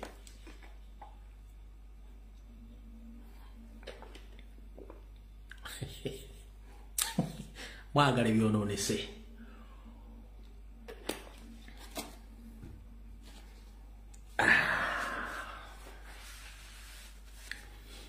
mpindi Bumali bali mu parliament ne Juliet Kakande mayi Mulema kati Juliet Kakande yamuweta mu parliament kati musajja yagenda okulyanga okulinga okuddako bwe kumba okwafa ne kati yali mu position bamusanyalaza okugula nawulyanga okuddako bwe kuti ekyo tugendayo ne kati bulijjo mwebuuza lwaki Juliet Kakande tava ku mpuuga era mufiirako ekyama kikino banyabo ne bassebo mwenna abawangaalira e Masaka kambawe ekyama 1 mpuuga mulungi mu kukwata mu bibbo by'abalongo wadde sibibye oba sibya famire ye ekibbo kyoyo omukyala akikwatamu n'ataganjula empiki zaki n'ataganjula ekibbo ky'abalongo teyakoma okwo enjogera Luganda no si Lufalansa si Luzungu si Lulatini ulira bulungi njogera Luganda no si Lufalansa si Lulatini escopito como no njogera Luganda mwenna abajjukira bulungi e Masaka e Buddu etava moto eri abasajja n'abakazi bannaggwano ensonga lwaki Juliet Kakande alemedde ku mpuuga eno nno ebadde n'enkusifu temugimanyi munnange nga bwe nabagamba omukyalo gwe nasoma akatabo k'embuzi nawulira ndize muyerogozzaamu akatabo k'embuzi nakasoma naye muwalimu yabulamu kalyoke kajjule kati kitegeeza wakofa akatabo k'embuzi kali katuufu yagamba mbu nasoma akatabo k'embuzi naye mulimu omunene gwe saateeka mukitegeeza kati awo mbusi katuufu kati kitegeeza bwe nteekamu omunene kaba kajjudde naye akatabo k'embuzi zenkyakali nakyakatadde wa tukyali bize nnyo esayidi eno so bwe tunaatumaze okuvuga tetukyalinawo nnyo kituvuga sipiidi akatabo k'embuzi nja kuddamu nkaggulewo akatabo k'embuzi owulidde bulungi kyo katukyali ku national matters eziri important bwe tokyali important twakumala twakutegeera gwe akatabo k'embuzi ko gyekali kakyali mu research tukyakakolako panel beating mbagambye mpuuga mulungi mu kukwata mu bibbo by'abalongo oba bya famire ye oba bibyo basibi yakwata mu kibbo kya Juliet Kakande eky'abalongo n'ataganjula empiki z'abalongo kyekisooka ekyokubiri mwena mujjukira bulungi mu buvuyo obwali e Masaka mu kwewandiisa omukyalo no Juliet Kakande n'empapula z'alina naye zaakunnassa sizize kati Juliet Kakande ono tali qualified kubeera MP olw'ensonga empapula talina lwaki talina omukyala owa DP yamuwaabira nti Juliet Kakande empapula zalina sizira teyasoma mpuuga olw'okuba nti yakwata mu bibbo by'abalongo n'abitaganjula era nga mpuuga yakola kyamaanyi nnyo mu kulemezayo omukyala ono okubeera mu parliamenti olw'ensonga nti mpuuga alina mwannyina akola mu Ministry of Education era nga director mulamba gwe bayita Rose Nabukenya mpuuga gwe yakozesa mwannyina Rose Nabukenya okukyusakyusa empapula okuzifuula nti ziri authentic era za mukyalo ono era bw'atyo omukyalo ono n'asigala mu parliamenti naye ng'okunoonyereza kwali kuwedde ng'omukyalo ono talina mpapula zimukkiriza kujja kwesimbawo eza senior 6 era empapula zonna zaalina ziri forged sizize naye ng'ekyama mpuuga yekka yakimanya okujjako olwaleero nammwe ekibagambye nti omukyalo empapula zaalina mwatambulye sigage genda ompawaabire oba benjogedde si bituufu olina balooya nange nina abange ate abasookerwako b'e Masaka okuli n'eyakuvuganya n'omukyalo ono Rose Nabukenya ali Minister of Education nga ye mukulu wa mpuuga gwe yakozesa okujingajinga empapula olyoka ofune qualification ez'okwesimbawo omukyalo n'ofiisi ziri Ntinda mu Kampala so Juliet Kakande empapula ze tiziwera za ku Nassalood babiri Kabanda teyakuwabira What deputy yakuwabira? Teyakuwabira babire kabanda. Ngempapula you are not qualified to be an MP. Because you didn't have the senior 6 certificate, but Mpuga rescue you by using his own sister, the one Rose Namayanja, at the Minister of Headquarters. She's a director at the Minister of Education in Intinda. Noli okobera yo joli. Kati yensonga lwaki ayina mubeerako kabani ku ndongo kubanga 1 oli yakwata mu bibbe by'abalongo 2 yambeza olw'empapula kyova olaba reasoning capacity y'omukyala nga ayogera tali si ya senior 6 ya P7 wakitegedde reasoning capacity y'omukyala yo si ya senior 6 ya P7 kati Mpuga we yayingirawo okutaasa mukitegedde bulungi nnyo ayagala okumanya bisingawo oyine essimu yabiri ekaya kabanda oyine essimu Mpuga mwine essimu ye mwina bonna bana bayafuli bajja bategeeza nti omukyalo tasobola kuva ku Mpuga olw'ensonga nti wamuteera bw'ati bagenda mumukwata bamubuuze gwe wasoma D1 era ebintu bino byonna wabijjawa tugenze mu maaso ekira kye mba muteekako essira ne mukulu Joel Ssenyonyi mukinoonyerezeeko ebitaano zino miliyoni eza service award tezaali service award bali tebalina bagenda ziyisa kuzimukwasa kubanga yali part of the payment yali yakulwanyisa national platform n'okujjawo Kyagulanyi n'ekibiina kye kuba yabagamba sure deal Robert Kyagulanyi Sentamu no mbutali machuwa mu politics is going to be an easy game or icing a cake agenda mujjawo kati Museveni ne Anita Amonge balina okulaba bayisa sente part of the payment in millions zile 5 bazikolanga ziri jeno ba commissioner ba NRM wafunyeeko naye ezampuuga baziyisa mwezo service award yali payment y'okulwanyisa ekibiina kya national platform sente baziyiseeyo era balance balina omumuwa ng'amaze okusuula ekibiina mukinoonyerezeeko bazituma service kuba baagala baziiseeyo goza lwaki yego bateeka ku nninga aba NRM baasirika kuba tebalina explanation za service award zaali zaaki Joel Ssenyonyi nga tannazifuna zaali nga teyazifuna temwategeera miliyoni 5 zaali part of the payment okusuula Kyagulanyi national platform n'okumugjawo kuba yamuyita amateur mu meeting zaabwe ye payment gye yafuna. So omusajja ono is a traitor yanoonya conflict na kufuna buli kimu kyayagala ayendinga apo nga yakola byayagala. So byebyo bimuulidde omusajja oyo ebintu byali mu kukola nga ye bwakola ebintu bye. Alright. Ebisigadde byonna ba comrade babi banyonyodde kuba katulina ba political analyst tuyina abakola ku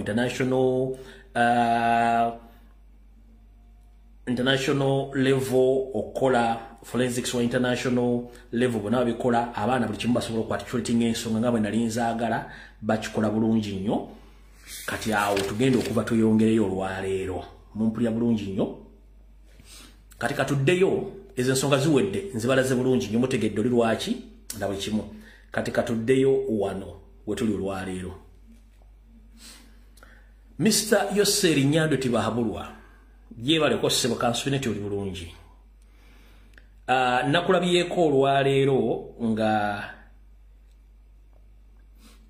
ogezaako nnyo okutiisatiisa abantu nti abantu balina okwogera obulungi tebalina kutiisatiisa wadde okukola ki wadde okuvuma era tuwe ekitiibwa abantu abakulu era ojja tusiba na buli kimu naye mukulu Nyando Yosoferi nga tolina moral authority eyogera ku kye tuyita respect n'okuvuma kubanga tolina gwomu ku bakulembeze mu Africa akyasinze okuvuma kati kansoke mbabuuse nga temunategeera kintu kino.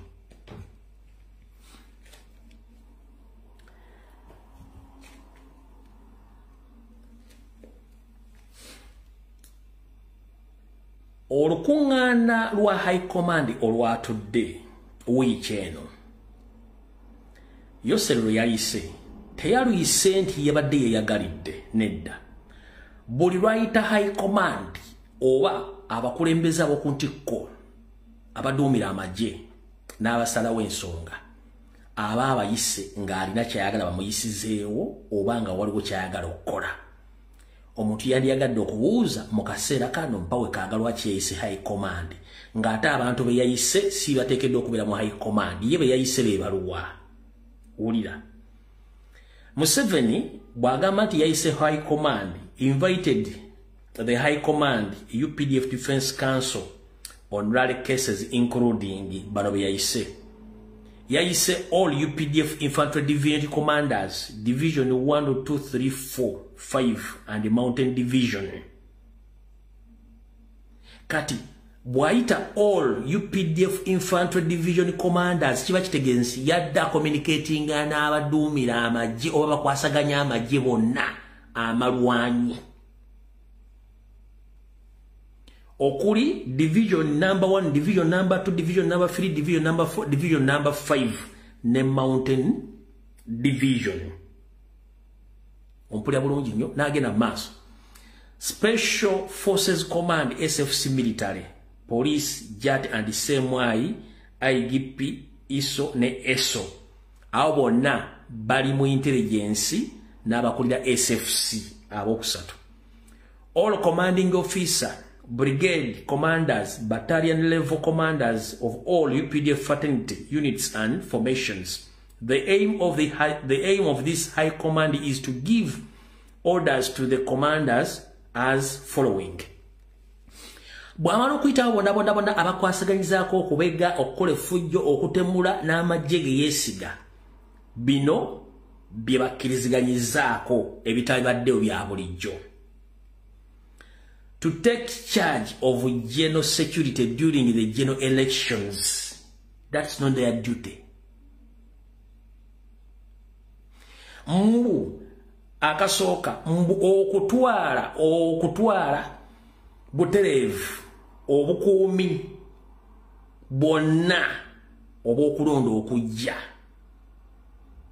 Ekyokubiri, to obey and execute orders the command of any sort. Okukkiriza ebiragiro byonna ebinaava je gyababagadde okukola babikole kola lunaku. This high command and defense council is most like a preparation for Muhoozi to take over the government.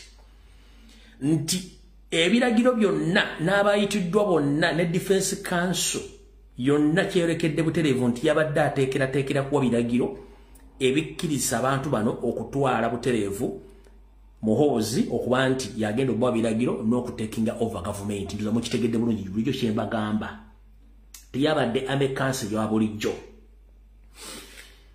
This high command is regarded as a special and confidential because most of the high command and defense council's members were let out. Ulira bulungi nnyo. This high command is regarded as the special confidential because most of the high command defense council members were left out. Bakugambye nti olusirika luno lweyayiseemu bo beyeesiga lwabadde lwanjawulo nnyo naye ng'okusingira ddala abadde balina okubeerawo olusirika luno abasalawo era abalina ensonga enkulu mu ggwanga tebaayitiddwa. Yayise bavunaanyizibwa basobola okuwa order nga mutabani we yaziwadde ku lulwe so si bakicwambaaya abalina okubeera kakiiko akasalirawo eggwanga n'amagye bo teyabayise. Tugenze mu maaso. They never invited them to attend as usual. For example, some departments of the General Headquarters, Bombo departments of CMI department of Mavoda. Mdozo mutegedde bulungi. Bebe yatayise yabadde akimanyi bulungi nnyo nti bali involved lw'ensonga ali mu kukola transaction n'okuwa obuyinza omwana. Kati bulijjo muwulira stories tubagamba nti Muhoozi wa LDU teyabeera assigned oba teyayita through all the proper trainings oba channels okufuuka generals. Mwali mulowooza tulimba. njagala uliza akatambi kano Museveni kennyini nga yeyogera ebigambo bino mu lwatu ndi wa LDU. Ulira. You remember when they were saying I had created a secret army? They were writing about it. Museveni has created a secret army. But I could see the danger. So that's how when I was finished A level, so I told him, you get your friends from A level, go to Kassing and train as LDUs. That's how they started. As what? As what? Local Defense Unit. As what? LDU. Kati muvanga ku information efuluma. Mainstream media tesobola jibawa. Nzamutegedde nti omwana wa LDU tayitanga ko mulankisi zonna kankabaddiremu. You remember when they were saying I had created a secret army? They were writing about it. Museveni has created a secret army. But I could see the danger. So that's how when I was finished A level, so I told him, you get your friends from A level, go to Kassing and train as LDUs. That's how they started. Because I wanted them to pick interest.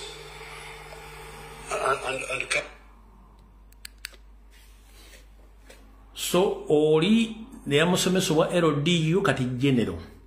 Kati nina ekifana kyenjagala mulabe mu video gyengendo bateera.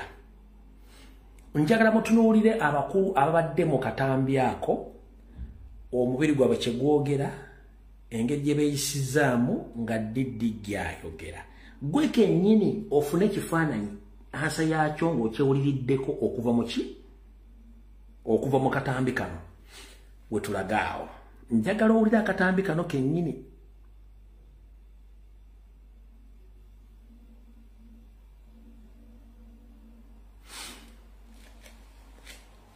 Njagala olaba akatambi kano ne njagala kye tuta body language ne facial expression y'abantu abadde mu conference mu high command eyo nga Muhoozi ayogera. Njagala munkwatemu n'ekigambo kyeyogedde nti agenda kulwanyisa urban criminality, agenda kulwanyisa urban criminals. Naye ekyo nakyo ngera kibannyonnyola mu kitegeere. Kati njagala tunde facial expression y'abantu bonna abadde mu high command ng'ayogera ebigambo bino owulira bulungi nnyo. Your Excellency and members, we're also dealing with urban criminality in Greater Kampala Metropolitan Region, that is Kampala, Wakiso, and Entebbe. We are, however, closely monitoring those who seek to cause trouble for our people, and will firmly deal with them without fear or favor, in conformity with the law. Otunulidde facial expression njabaza nyirakala ku lwokusatu nenjagala musooka mutunule ababaddemu engeri gye badde batunula. Your Excellency and members, we're also dealing with urban criminality in Greater Kampala Metropolitan Region, that is Kampala, Wakiso, and Entebbe. We are, however, closely monitoring those who seek to cause trouble for our people, and will firmly deal with them without fear or favor, in conformity with the law.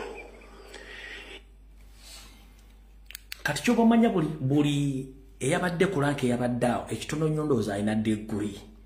Wabula abawa orders essaawa zino teyayita mu structure za UPDF yakuba kadinisa naye gwe bagenda okuggyako adith oba command. Can it happen? Can they bear in their minds Muhoozi to instruct them a senior 6 dropout on a senior 6 student a local defense okuwa orders akulira abasajja? Can it happen? Museveni alowooza buli kintu kyangu nnyo kubanga asobola obbayita. A qualified well-trained general Okano awuliriza omwana wa LDU nga yakoma mu senior 6 yenga ayise bamu commissioninze ku buli mutendera gonna ogwensi n'agenda afuna training mwalanga oli yagizira bakikala kino kyogera nabala waliwo akawavunja kabalaga nga baga kiki kino kye tuliko bannange kiki kino kye tuliko kati ekyo mukitegedde bulungi kati agambye mu statement eno agenda kudiringa ne kye bayita urban criminals kati njagala osooka ofuna ebigambo bino biri waliwo kye bayita urban criminals ne urban terrorism oba terrorists ono bwe yayogedde urban criminals kiki ekikugira mu bwongo do we have urban criminals in Uganda? The answer is no. Why? Because the urban area of Uganda, but mostly in Buganda, is occupied by heavy deployment of security operatives. Echo yamazo chogera yabadde mwe mutategedde a reflecting ne message eyobukukwata abaana bonna aba national platform be yabadde alifaalingako nga kati file bazitwala Masaka babataddeko emisango gye aggravated robbery ye yabadde message urban criminality nti they shall deal with it as when ngabo kyali kibadde wodi kyagenda okuzaako agenda kuzaako kye tuyita urban terrorism. Urban terrorism mujjukire nti baali bakyali mu Fronasa bakozesanga urban terrorism okutega bomu mu bibuga okukyankalanya Idi Amin ne gavumenti ezaaliko. Ekyo mujja kyulako nga akyogeddeko mu state wa Museveni Kenyinga akyogeddeko urban terrorism nti okutega bomu okwokya ebizimbo okola ki nga bo bennyini be bakikontrolling nge bakikola kati yasoose kino ekya urban criminals kati nga akikola kubanga already bataddewo dda emisango nga file ziri open bweziti nga buli muntu nago bekengera mukwata bajja mutekanko file eyo buli muntu nago bekengera bagenda mutekanko file kyobula nti file eri open mbushaludi Watching bogenda nga mukategedde bulunkankabadde mukawule bulungi nnyo. Your Excellency and members, we're also dealing with urban criminality in Greater Kampala Metropolitan Region. Omanyi yabadde agenda kwogera ekigambo Masaka naskipinga ekigambo kyabadde Masaka naskipinga nkakudiremo kategere bulungi nnyo yabadde akwenda kwogera ekigambo Masaka neyekanga nalyo kakimbo nalyo kateka Kampala mukono wa Kisontebe urban criminal oba criminality ebesinga mu Kampala wa Kiso mukono era omuli forces ezirwanyisa kitaawe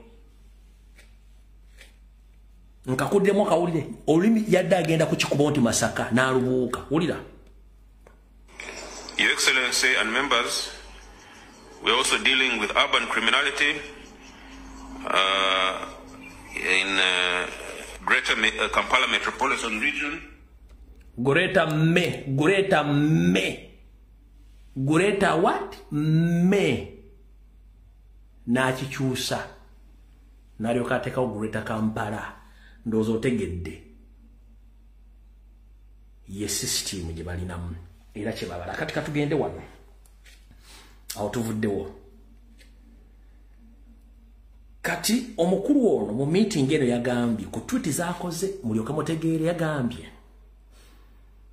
I think our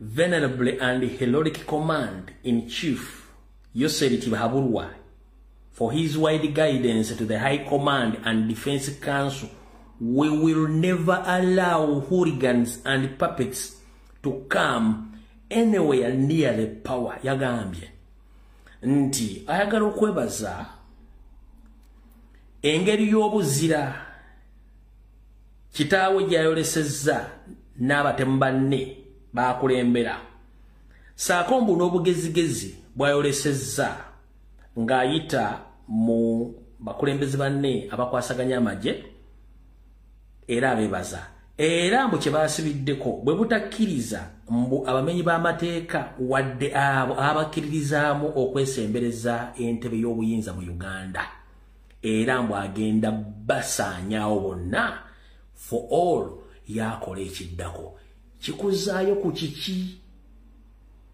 okitegedde bulungi nnyo awo nawo tuvuddewo kati okumanya abasajja bano system ya Selbyhwaga and Educated Bihoga ebayisa bubi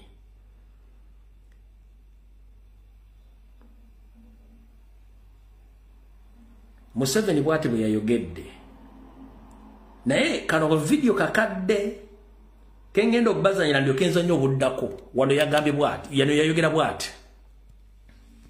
What a son does cannot be blamed on the father or on the son, because that fellow does whatever he does as an individual, not as a member of his family, not as a member of his tribe, not as a member of his religion.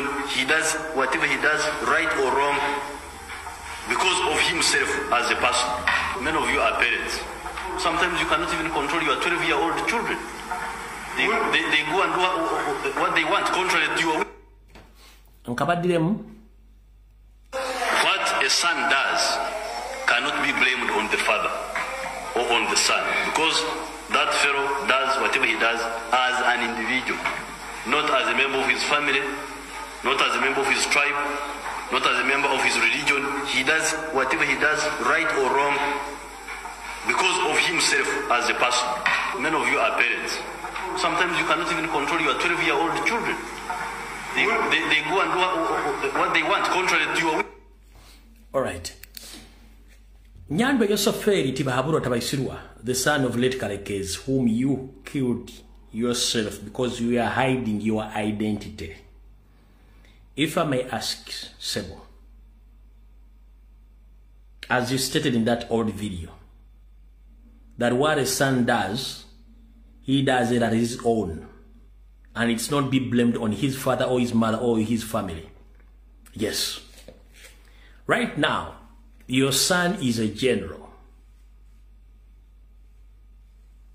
And he's a CDF. Are we together? Yes.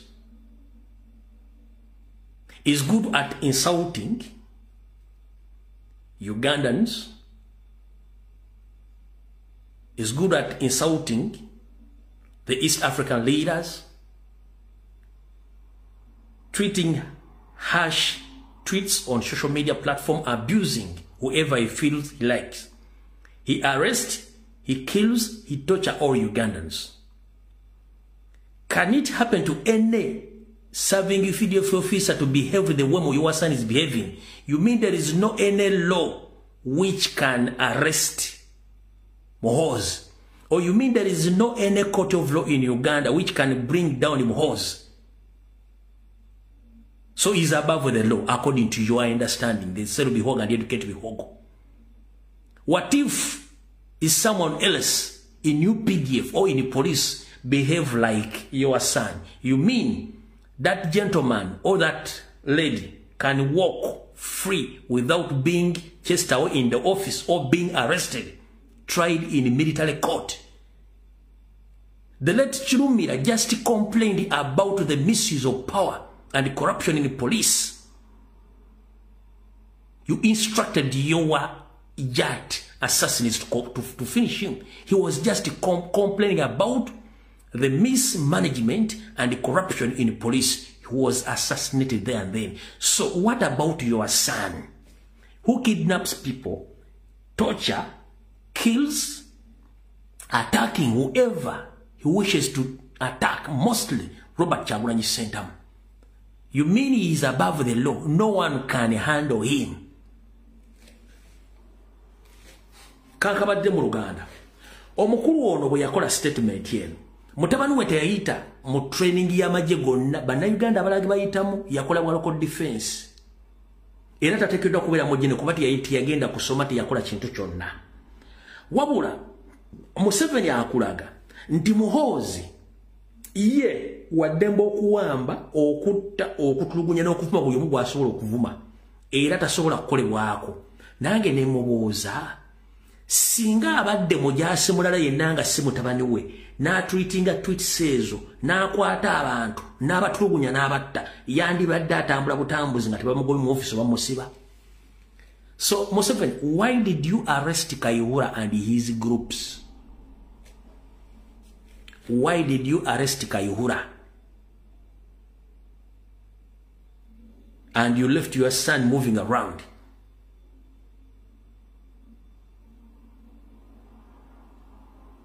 You think Ugandans are stupid? First and foremost, let me tell all Ugandans, this is point blank. Ladies and gentlemen, the National Robbers Movement members and leaders at all levels, I'm here to inform you this. You might think that I'm joking, but this is the real information. For your information, quote me right.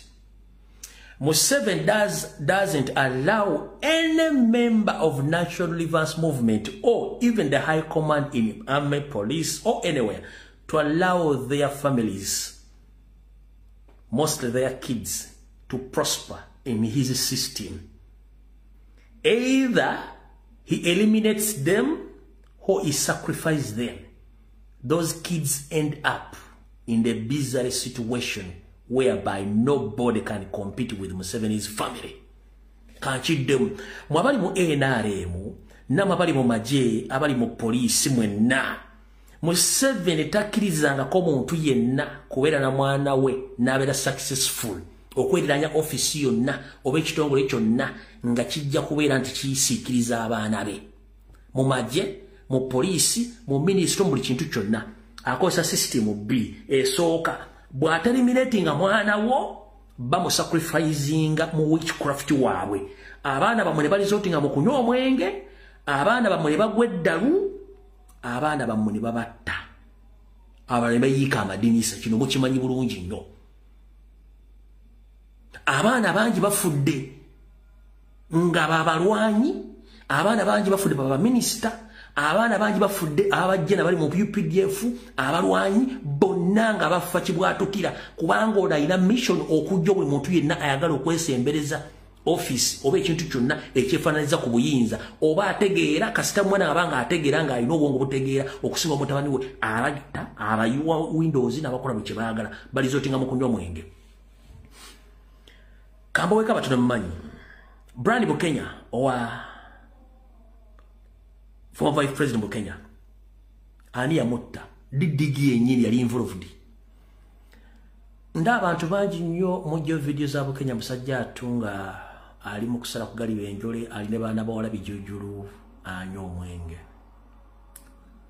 temumanyi Bukenya bamukuba omuggo gwenzo mugumanyi Museveni yakuba Bukenya omuggo gwenzo ekyaviirako Bukenya okuyiika amadinisa n'ava ku nsi family n'agyesonyiwa sente zazirya buli n'okugenda mu bbaala okubaka n'abaana abo abatono okukyakala ensi yagivaako yamudestroyinga single handed with one shot yensonga lwaki mulaba soogera ku Bukenya simukolako wadde profile ne omusajja ali mu depression atabangawo byakola byonna yejjako history wa mwana we na buli kimu kyonna Bukenya yasinga okulima omuceere ku lukalu ne ku mazzi ng'alina business alina buli kimu n'ebintu byonna abitunda almost kandoza 60% of Bukenya's properties azitunze sente azirye afe nga amaze okulya ebintu bye kubanga Museveni yamuttira omwana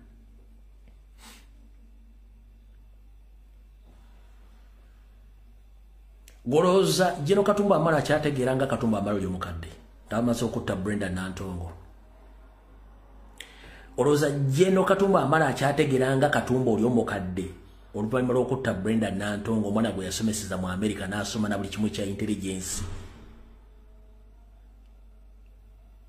Katumba Amala jana yogeranga si ejinde biga byagera tabitegeera bamukuba omuggo Mwale besudiri nga yekazanga afukana abasudiri alina obulumi muli ku ntwingiri wadde yebaziza alina obulumi muli ku ntwingiri abasomwana yabategeddera abamanyi kubanga buli kintu kyonna ekya sudiri bitundu 7 ku 10 bintu byonna bya bitwansifali nga bitadde mwana mmanya ga mwana we nga yagenda continue ngane empire video jiringa bagamba nti Zimbabwe mwana yagenda kutola buli kimu namujjawo Jakana Naduri yamujjawo Serena Nabanda yamujjawo abaana b'abalwanyi bonna basinga obungi abajjeewo babateeka mu witchcraft ne basacrificinga abala ne babeera isolated n'owakazibu yamujjawo kazibu vice president akayira omwana gwe yamuttira n'abala bangi nnyo kino mugenda kiwulirako mwenna mubuuza omanyiza mu information mwebuzaabuza abaana b'abantu abali mu erina limu ab'amaanyi mubanoonye gye bali abamu baayika amadinisa abala badda ku mwenge abala baabatta n'abala ye buli gwalaba bw'atamuwa bibizezengere bye kumulya amuteeka mu byokolabye ng'ayiika bayiika windows banywa mwenge bakola buli kimu abazzukulu be n'ababa kubanga okusinza ku research gye nkyakola nina information endaga ekintu kya Museveni kye yali abaze nga waafiira gavumenti ya Uganda ne Uganda ajja kubanga agikontrolinga 80% nga musaayi gwe wikontrolinga kino mbadde temukimanyi Mr. President Robert Kyagulanyi Ssentamu eno information maze ebbanga nga ngituulidde succession plan eri well known across all the missions weziri eza Uganda basavinga da government esingo obunyi Museveni zakola nabo succession plan nga muhozi yali buzo omuntu yenna ku embassy yonna ennene mu nsi yonna wali embassy ya Uganda succession plan Museveni yagidraftinga dda n'agisavinga abazungu bagina ku meza nga digdigi yalimu ba ambassadors babikola ne babisayininga ne bistampinga ne bisavinga wonna across the world succession plan yonna bagikola dda kino mbadde sikyogera mbadde nakisirikira njagadde nkyogerwa lense ekitegeere oluvannyuma lw'oku handing over high command mikono gye ng'agenda kukola okuteraizinga abantu jukira yabagamba yamutuuma erinnya Mohoz nti agenda kuwolera bw'obuuza agenda kuwolera ki tokimanyi naye ennyongero bajjukiza nti akusinga akubisa gw'okutte tusinga Museveni na buli kimu tujja mukubisa gwakutte lwaki buli ogwamu akatengo obuyinza babusuula wansi ne badduka abaana bagumya omutima buli kimu bakikola yensonga lwaki mula Museveni atandise okutiitiira lwaki atiitiira wulira bulungi nnyo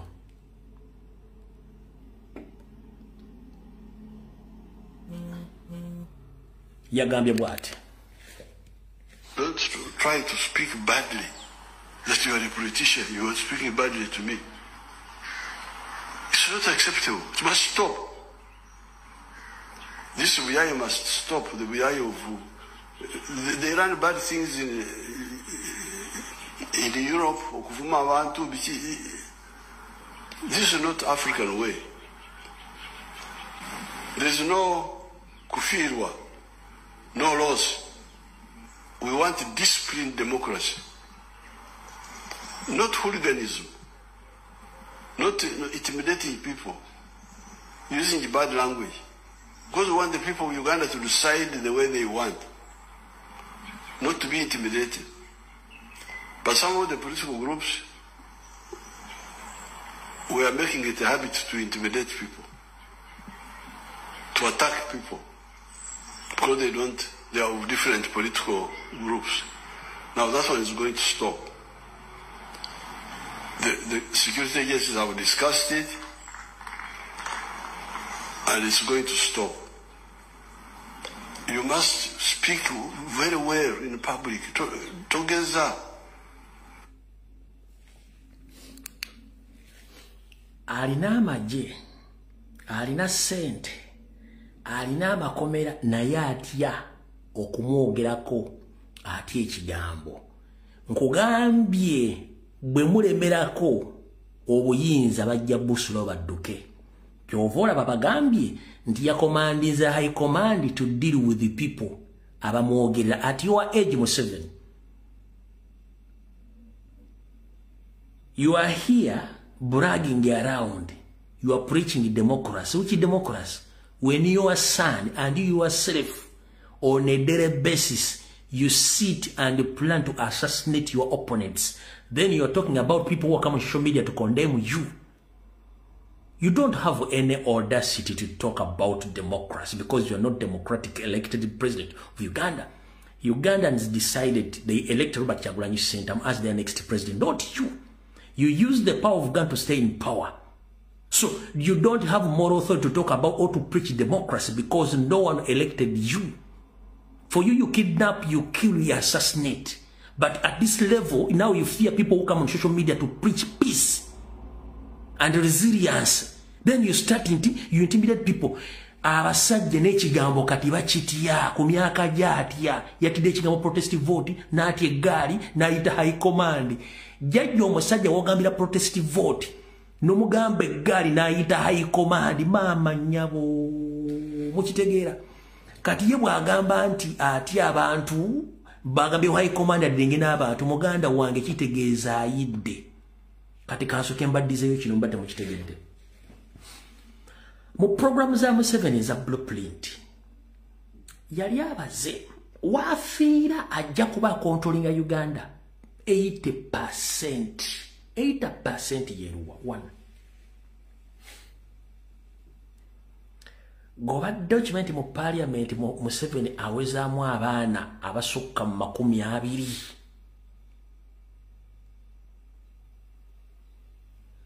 Obadde okimanyi mu parliament mwokka Museveni awezaamu abaana basukka mu 20.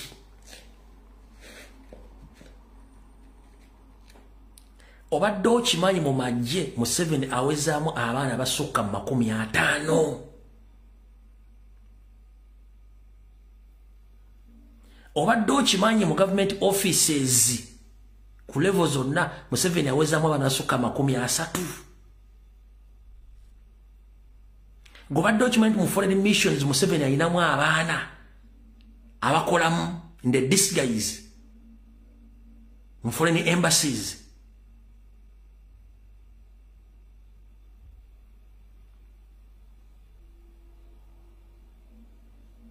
Kati mwina bwe mutamanyi nti baana be munda mutolo nambagamba David Muhoozi mumanyi oyo mutabani we. David Muhoozi mumanyi oyo mutabani we. Oyo meja David obaye Gino Muhoozi, David Muhoozi oyo ayinana ekyo oyo mutabani we. Kyanda mumanyi munamaje ko bayita Kyanda. Leopard Kyanda mutabani we. Alina abaana nkumulito yali akibaze nti wafiira buli structure yonna ya government ejja kubeeri mu baana be n'abaamutowe Salimu Sarakwandwa naho nga beetoolodde buli sekita yonna ya government bwe yali akibaze.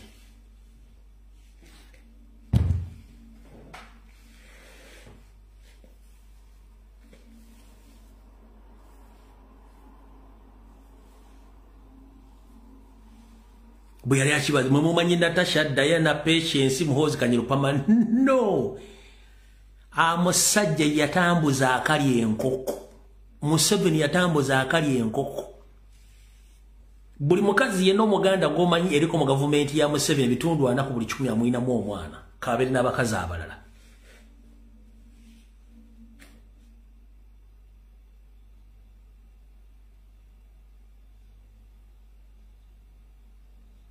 Munoonyereza ku executive director wa KCC olwalero n'abala mugende mutandika okunoonyereza abaana abantu bonna bateeka mu bitongole ng'omwana takwatwa akota n'enywako mubanoonyerezeeko. Kyali yali yabala ekintu kye nga bazimbye Obwakabaka.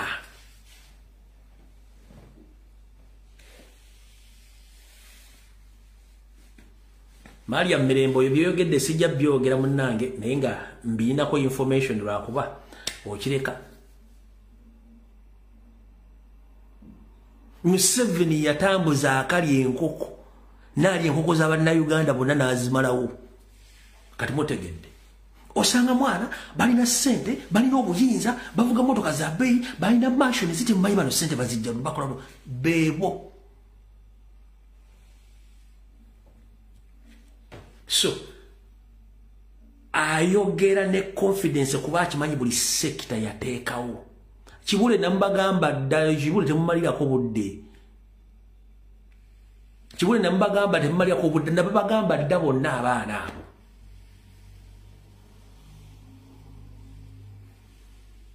so uzamutegera abantu beduliringa nabo ebirungi bijja bigwa byokya video ndoza kanji wumuse tijja sinkana ku Sunday mengo mukama abankumire naye nga mutegedde bulungi nnyo ekintu kyetudiringa nakyo mugende mwewandise mukebere enkala z'abalonzi abakulembeze mwenna buli omu oli mutegeeza abantu tugenda mu protest vote lwaki nga nfundikira gwe wenna ayagala plan B ey'okujjako mu 7 plan B yafe bagiyita protest vote oba ewandisa mu kulonda batewandisa mu kulonda plan B bagiyita protest vote gwayagala okuyeekera ng'onyumirwa okuyeekera obuyeekere bukozesi bukolere ku kyalo wooli twagala okuyeekera omuntu ng'atulabako nga tuyita mu mateeka either kuuma akalulu oba sumulula omukono ng'okuuma box ekyo bayita protest vote ebisigadde bijja kwekola and this is to remind you si ffeffekka abaagala okujjako mu 7 abala bangi abadda programu endala ffe yaffe eri mu mateeka